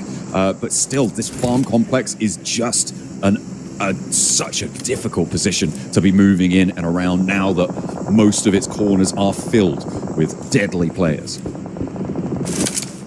Yeah, I think for Ulf, they are trying to rotate as far out on that eastern side as possible, limiting vision away from a lot of our teams. They may run into Anathosis. Famagusta needing 6 points to get towards the Smash ruling. Ideally more. Again, though, for Regnum Kai, if they win this game, it's not the end of the world. With the way that we're seeing Ulf play, they might not get to Smash ruling until game 4. So for Regnum Kai, it's not terrible if they get a chicken dinner here. It just means that they will set themselves in first place. 35 grand almost secured. Got a few more games to play after this one to make it happen. At the moment for Regnum Kaya, I think the north side resolving is the most dangerous thing that could happen right now. There's 3 teams up here on board with Papra Supermassive. Of course, you've got Jetgo, and further out west, you've got Ida, who are trying to make things happen. Oh, okay. S2G. Fine. Sure. That's 130 for Regnum Kaya. Didn't even see them coming in, but they've gone immediately. Evaporation sent their way by Silas and Wild. Yeah, it's the first time we see Ulf dismounted from first place. So Regnum Kaya now our first place team inside the lobby at 130. 4 more points required for them to set themselves towards the top. Merciless also getting knocked by them. Ulf finds Fenerbahce. That's Savian. That's a backstab coming through from the east side as Ulf really huffs and puffs to try and catch up. They definitely need to be big and bad in this game to try and make sure, well, it looks fairly certain now that Regnum Kaya are going to, with their position, be able to pass that smash point boundary. Still need 6 points. Trying to get out of there. IWNRX going to let them. They didn't manage to connect on the spray down, unfortunately, but where do they go? Where can they try and make their way towards? Because it is just open season. And there's a 4 point add to the Regnum Kaya tally. The rest, not too sure where they added up on towards, but they've gone to the lobby nonetheless. Yeah, Maccup just, I think, again, out of the vehicle too quickly, runs himself over, and goes down. 3 more points is all it'll take. But you're right, I think for Regnum Kaya's position, it's highly likely we're looking at least a podium finish here for them. And even if it does switch down towards the southeast, the only team, I mean, I say team, player in one of those southern buildings in Farm is Redox and Falcons. So that is more open than potentially teams assume. Ulf now starting to get stuck in on the southeast side. Can they earn their 6? First nade over to Wagnazada. That will be a knock for Scarface. Hopefully they can confirm that and get those points starting to flow. Because they've got that high ground, but they do have to leave it. 30 seconds they've got over here. Circle heads over towards Regnum Kaya. Oh, yeah. I'm feeling like a Regnum Kaya win here. Again, that would mean if they were to hit Smash Ruling today, it would be 3 chicken dinners, which would be insane. It really would. 3 overall. Yeah, they managed to obviously open up with a big chicken dinner. Only a 3rd place in the second match. 3rd match, though, back on top. There's a point. There's a point for Ulf. As we come up towards that 130 mark, they've started their game. And they are still on the hunt. But their next move, I think, is going to be one of the most crucial that we'll see from them. How effective can they be there? Russian pose over towards Asgard. Akron being a little bit too aggressive. And Jetgo getting pulled apart by Papa Supermassive. Nico doing some good work for his team. Only Kamikaze lost there. 6 elims now for Papa Supermassive. They are so in the open, John. Yeah, it's this smoke that's keeping them safe. They do have that little mound that sits in front of them, but you can hear the bullets whizzing overhead as they try and survive for as long as they can here. Just put themselves back together. IWNRX out to the west side, yet to really make their move, but it's Kara who are dominating on the south as they open the cannons, along with Asgard over towards Anathosis Famagusta. The remnants of our teams moved late from Sosnovka, and they are really not finding their feet here on the mainland. Akron, Asgard got set down earlier on, back up. opts to not make the same mistake. It's back inside the safety of ceilings.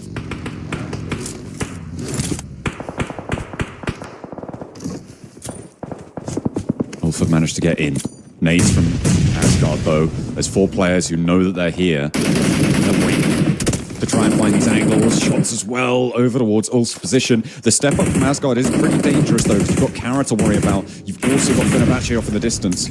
So Ulford being kept a little bit safer by that, but it's still very precarious. The split that they have, not terrible either, but they're expending so many smokes to stay here. Kara, Southwest, playing out for as long as possible. Remember, this is our 3rd place team looking to catch up and set themselves apart from the likes of Falcons in 4th place, who are now very, very close to overtaking. We're only Fenerbahce chasing at 91, looking fairly decent. And I think Fenerbahce on the next circle will have a tough time of it as they attempt to leave. Regnum Curry still has Silas playing on the south side of them, playing as early warning system for a south side push from Kara.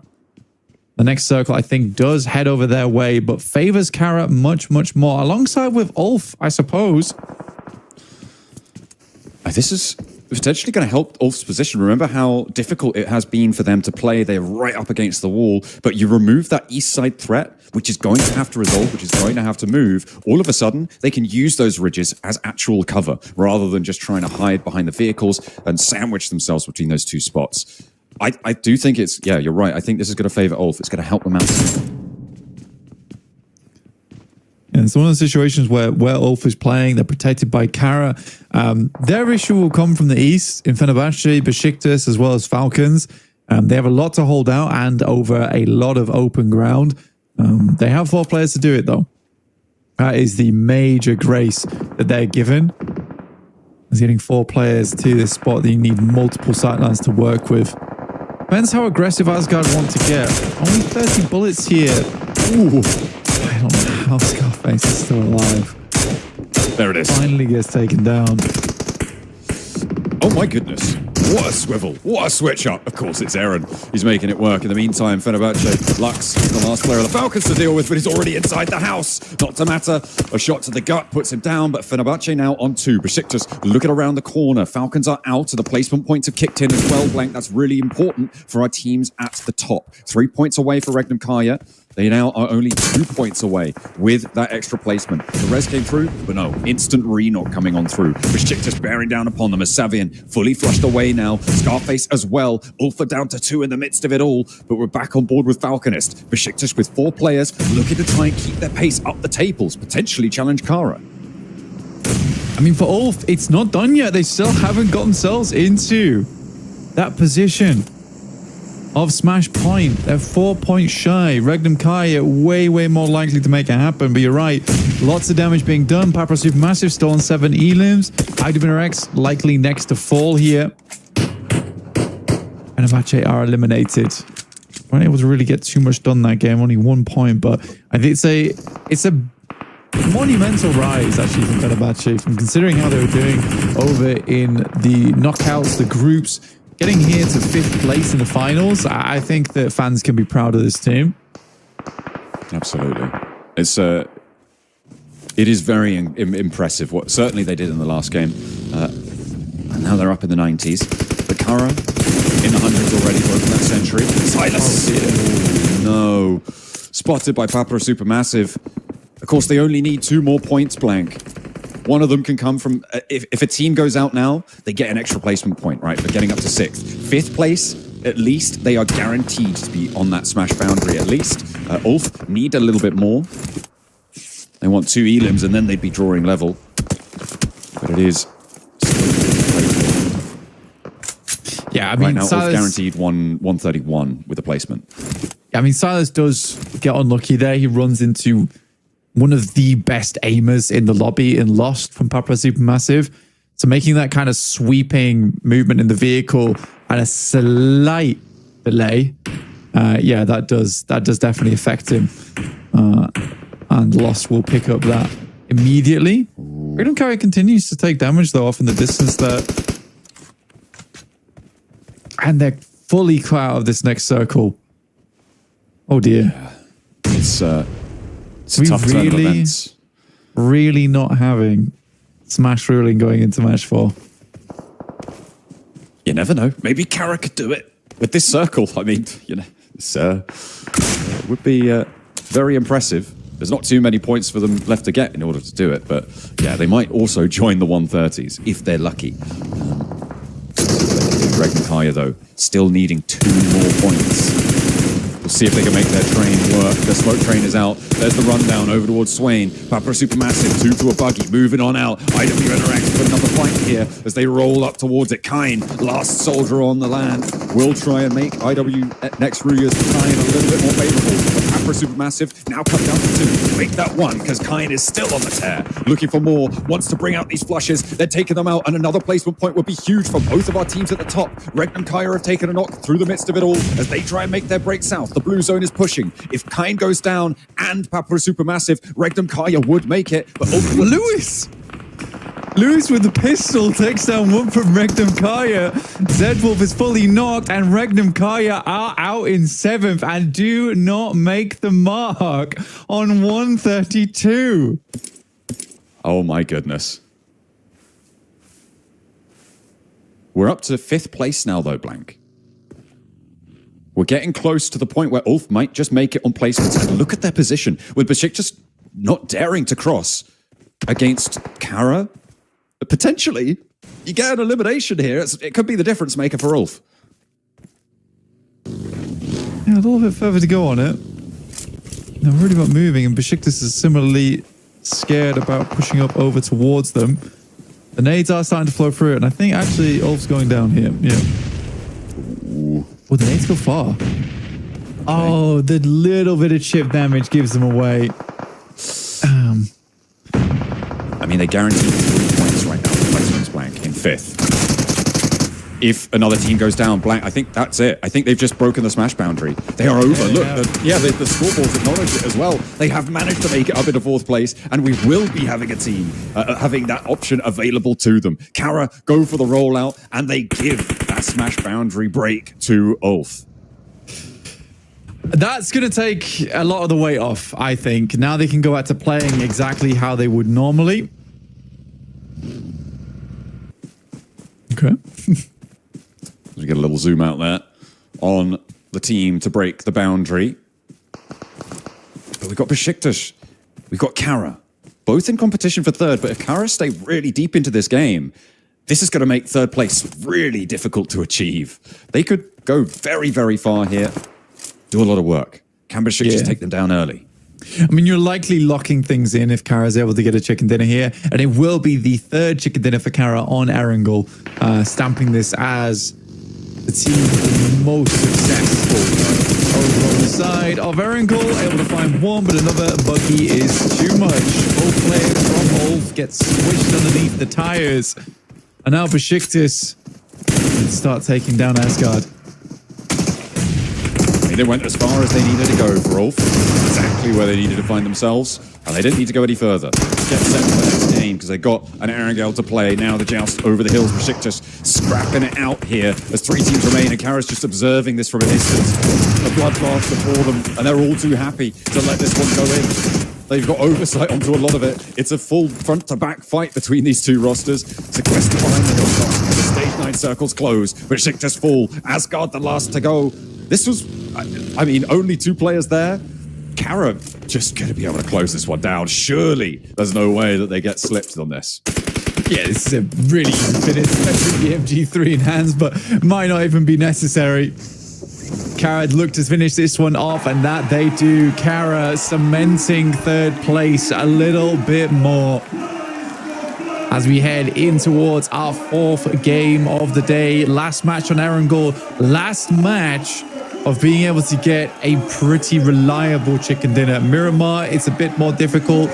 A lot of times, if the circle moves too far away from you, it is a luck of the draw there. For Erangel, anyone can make that win, in my opinion. I wonder how many of the Kara fans have been booking their plane tickets after that game. Over towards Thailand. Hit the crowd stands there. See if they can help on out. Although I think that would need Kara to actually get to the finals as well, which is no mean feat. But in the gauntlet, that's a hell of a lot easier. Right now, they're looking pretty set. Kara able to place another one on the board for themselves here. Third one of the entire finals. Which is really cool to see. It wouldn't matter if they got another one on the next match. It just wouldn't, because they are not in. They've not made the distance. They have not made the distance. And I think for Ulf, now is the time to show us that chicken. Right? It's time to get that win. Show me the chicken dinner, because they don't really have any worries anymore. They don't have to worry about slowly playing things out. That's not their playstyle. It's never been their playstyle. Their playstyle has been very aggressive. And I think that Erin's been chomping at the bit to get a bit more freaky with it in these finals. Yeah, I had to move that placard back over. Kara, a little bit inaccurate on their placement, but it will be on the board for match 15 there, earning themselves that third chicken dinner accolade, as you said. Yeah, Ulf looking for the chicken dinner as we make our slower approach. We've got one more Erangel still to play after this one, and then we head over to Miramar if Ulf don't win it. That's what we're going to be looking for. Yeah. And I mean, I'm so interested to see what this circle does, right? Because that will really change it. That will really change things up based on how accessible it is for Ulf. I think for Ulf overall, there was this feeling that they just couldn't play to their maximum potential. And I think now more than ever, they have to start figuring out where these points are going to be coming from, because they can no longer really afford to allow Regnum Kaya to be jostling between them being second and first all the time, with Kara now hot on the heels as well after a big game like that on Erangel. Yeah, I don't think first is guaranteed anymore. I felt guaranteed finishing off yesterday, where they were so far ahead. Like, it was hard to catch up to them. But with after Regnum Kaya's big chicken dinner on Rondo, yeah, it's not easy anymore. What is very likely is that Regnum Kaya get over the smash boundary in this next game, right? I think it's like 1 or 2 points that they're going to need in this next match. So if Ulf don't win it, it's super likely that we're going to see a 2-horse race going into our Miramar sets on that front. Not to mention Kara also, you know, they might not have gone the distance in that last game. They could also join them with a big game here, and they are strong on Erangel. Very much so. I think that for Kara, at least as well, they are typically a very, very good Erangel team. Could shoot up further. I don't think Ulf is bad at Erangel at all. I think that, like I said, they have just been lacking confidence massively to make these games happen. Regnum Kaya, though, their rotates have been good. That last game looked decent. It's such a shame that Regnum Kaya isn't able to get over the smash point rule going into match 4, because this is the last time they'll play Erangel, which is a map that they're very, very good at, yet they won't be able to clinch the game out. The only team that has that possibility will be Ulf going forward now. Maybe that'll change next match, but we'll wait and see. Hey, and just to remind you guys at home, if you just tuned in, the smash rule is in effect. We had a smash boundary set at the start of today. That was 134 points in that last game.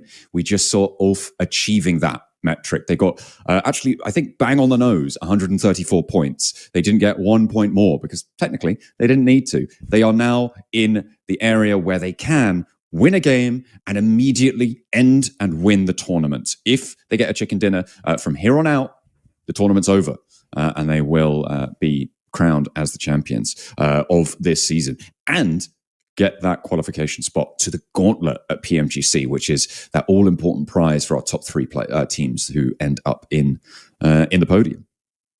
Yeah. Bloody good stuff from Kara. TMB, on the other hand, terrible. Really quite bad. Was not entirely sure what was going on with them. I think that they thought the circle was on Sosnovka.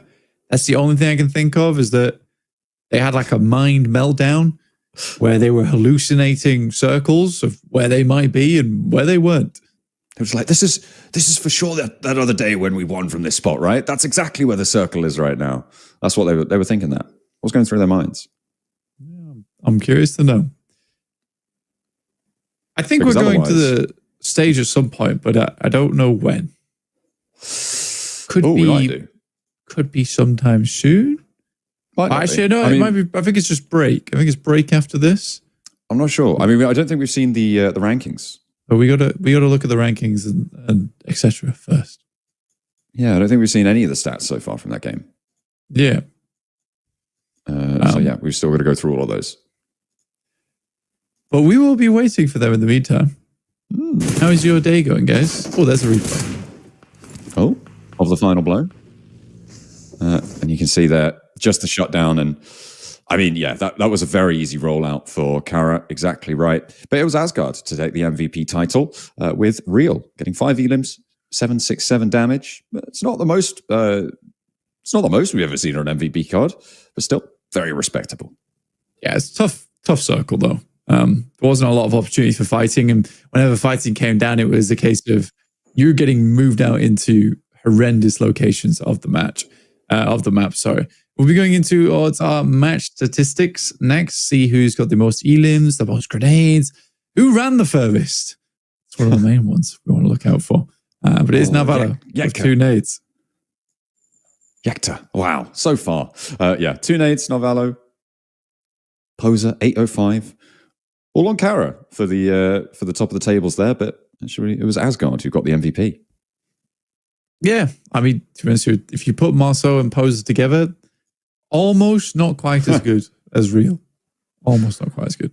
But you can see here, that's very indicative of the map and the circle, with Spike only getting the most distance at 309. There really weren't a lot of long-range engagements that you could go for on that map. We're going to take a look next at the team statistics from Kara, who was doing the most there. And it's a lot of them, realistically. That's a nice spread in terms of damage from where they were playing. Really good proactive nature from the squad, totaling up to 12 elims on the game. So a nice 22-point match, which I think puts them in the 100 teens after that one. I think they've just broken 120. I think they were on 199. 99 at the start of this game, I believe. And with 22, I think they're on 121. I'd have to double check though. I believe you. As we head back to us. I'm banking on 121. So they're within striking distance. That's 13 points behind the bubble, behind the boundary. We'll see if they can do it. But let's head to the stage for a quick check-in. Bir tane daha mükemmel bir hediye var. Marshall kulaklık arkadaşlar. Bu kulaklığı kime armağan edeceğiz biliyor musunuz? Whose birthday is it today? Bugün kimin doğum günü? Bunu ispatlayan varsa hemen buraya kimlik kartıyla gelebilir. Kimlik kartıyla birlikte buraya doğum günü olan güvenlik arkadaşlarımıza göstererek gelebilir ama seyircilerimizin içinden olması gerekiyor. Personelden olmaması gerekiyor. Tamamen seyircilerimizden. Bugün kimin doğum günü? Var mı doğum günü olan ispatlayabilecek kimlik kartıyla? So we have quite a lot of prizes. I see someone in green over there. Gel doğum günüse gel. Kimlik kartınla gel. Kimlik kartınla gel. Is it your birthday today? We need to confirm. We'll give you this lovely prize, the Marshall headset, and I believe we also have some other goodies in the bag. Bugün doğum günü olan sanıyorum yok. Var mı? Kimlik kartını gösteren gelebilir. Yok. No? Okay. Bazen şöyle yapıyorlar. Benim diyorlar. Kimlik deyince when I ask where is your ID card? Yeah, I was gonna say I don't think a 7-year-old is gonna have an ID card. He's like, yay, hi. I don't think so. Kimlik kartınızı ispatlamanız gerekiyor arkadaşlar. O zaman yine de dün doğum günü olan var mıydı dün? This week. Anyone's Yarın doğum günü birthday olan this var mı? week? Yarın doğum günü olan var mı? Kimlik kartıyla gelebilir. Yesterday? Dün ya da yarın doğum günü olan. Did we not have someone whose birthday was yesterday? Yesterday. Yeah. Or tomorrow. Or tomorrow, okay. Yesterday, tomorrow. Anyone's birthday that you can show us. It was yesterday or Kimlik tomorrow. kartını ispatlayın Where? gelsin. Hemen gel. Okay, oh, İşte wait. geliyor. We might have one. Hold on. 5, 4, 3, 2, 1. Yetişemezsen başkasını çağıracak. Hah. 1 second while we confirm. Yarın eğer doğum günüyse Marshall kulaklık onun doğum günü hediyesi olacak Burger King'den arkadaşlar.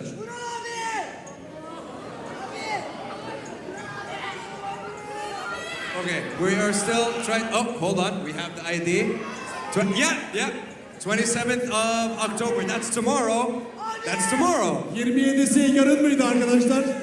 Evet yarındı doğru. İşte kazanıyor.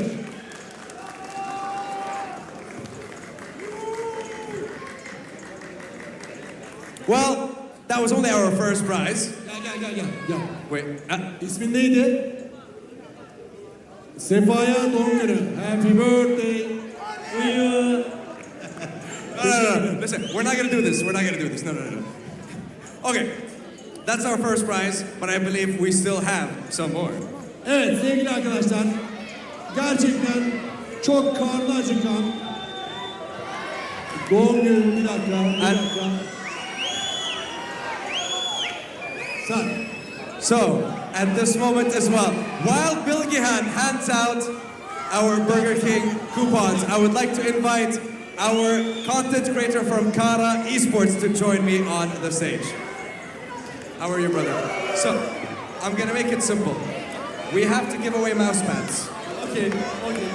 Okay, so I will let you choose 3 people. 3. Why? 3. 6. I only have 5. Okay, 5. Okay, so I mean, first of all, congratulations for Ankara chicken dinner. But who do you want to give mousepad to? 5 gifts. 1, 2, 3, 4, 5. Pick. Start from there. Tamam ben seçiyorum. İyice sürümde kaldım. Şurada küçük bir kardeşimiz var. Şurada. Galiba kız. Bir kız çocuğumuz var. Onu tespit etti Bural. Kara fena gidiyor ha. Efendim? Kara fena gidiyor. Allah'a şükür çok çalıştık. Umarım bir kaza yaşanmazsa olacak. Did you choose your first one? Did you choose one over there? Yeah. Okay, so now in the Kara corner, pick one. Here, okay. Which one? I pick Actually, for Kara, can I recommend one for you? Okay. Can I choose for you? Where is he? Yes. Biggest Kara fan I've seen. Him. Okay? Okay. No problem. But I pick here.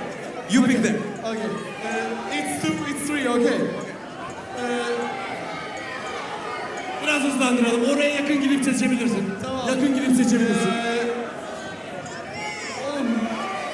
Şurada. Şu. Evet sen. Gel. Işıktan çok göremiyorum. Gerçekten çok az görebiliyorum. Şundan.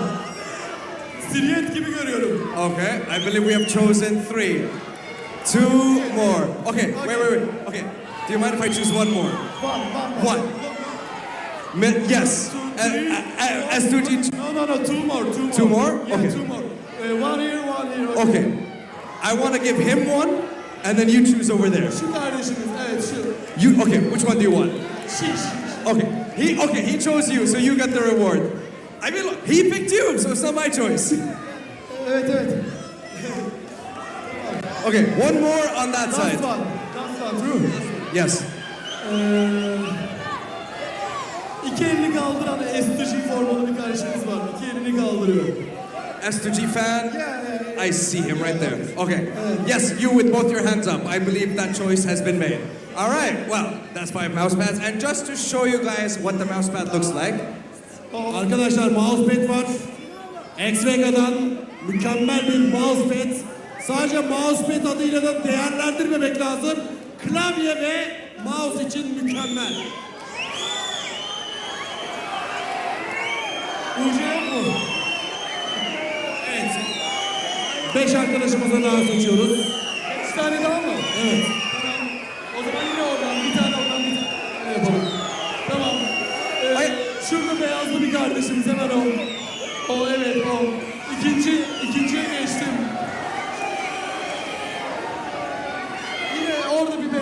Karşımızda var o. Mutlaka bir tane karadan seçiyorum değil mi?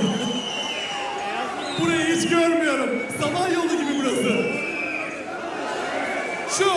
Evet sen. Sen orada en tarafta. One more? All right, one more it is. Şu elinde ışık sallıyor şu an. Elinde ışık. Evet. Tamam. Son. Last, sure. I mean, I don't know where from. That was the last one. Listen. We have more. 1, 2, 3, 4, 5. No, that was mouse pads. Now we're talking about hats and socks. So there's a difference. Okay. Dön. Evet. Yönetmenim uyarıyor. Tamamlanmış. Teşekkürler arkadaşlar. Hediye yağmuru yine devam edecektir mutlaka. Sizleri seviyoruz. PUBG Mobile'de Avrupa Şampiyonası tam gaz devam ediyor. Teşekkürler. To the games. There we go. Dishing out the prizes to the audience. Of course, the main prizes that we're giving out will happen later today when, well, we can't say, but it might be after this next match. Ulf could close it down here without ever seeing the desert as they have the opportunity to go for a smash rule victory from match 4 onwards. We are now into the danger zone for everybody, which also means that everybody else needs to put as many points on the board as possible. Absolutely, because if you want to get towards that top 3 to go towards the gauntlet, there is still an absolute chance that this doesn't end until Miramar, the final one, in which case you have a big goal ahead of you to get towards that top 3. Falcons falling behind, but they probably made it through via their Western European points anyway in terms of the PMGC rankings. But money's on the line here for a lot of these teams. They absolutely do want to pump out highlights from Kara that game, who were able to do very well towards the end there. But yeah, not an easy part of the map to play at all, Joe. No, it was that open area around the farm positions. I mean, even Regnum Kaya towards the end, I mean, they had the tower, sure, but they had to lay real low. And in the end, weren't quite able to get the 6 points they needed. Instead, they only got 7 points, I think they needed. They only got the 5. Ulf did, though, manage to get the 6 points that they needed and cross that smash boundary. So still in first place, but only by a hair.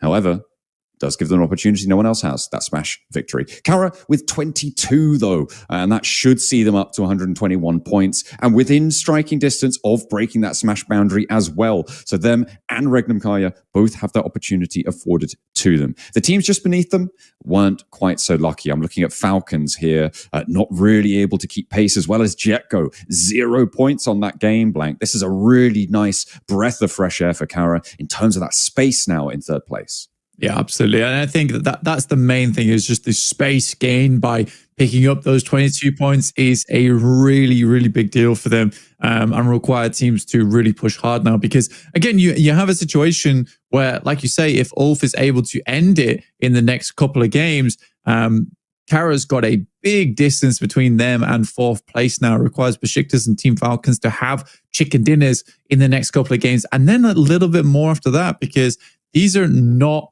small games that Team Falcons, as well as Besiktas, as I suppose Asgard as well, need to get. I mean, all the way down to Czechko. I mean, all 6 of these teams have a chance, but only one of them can grab it.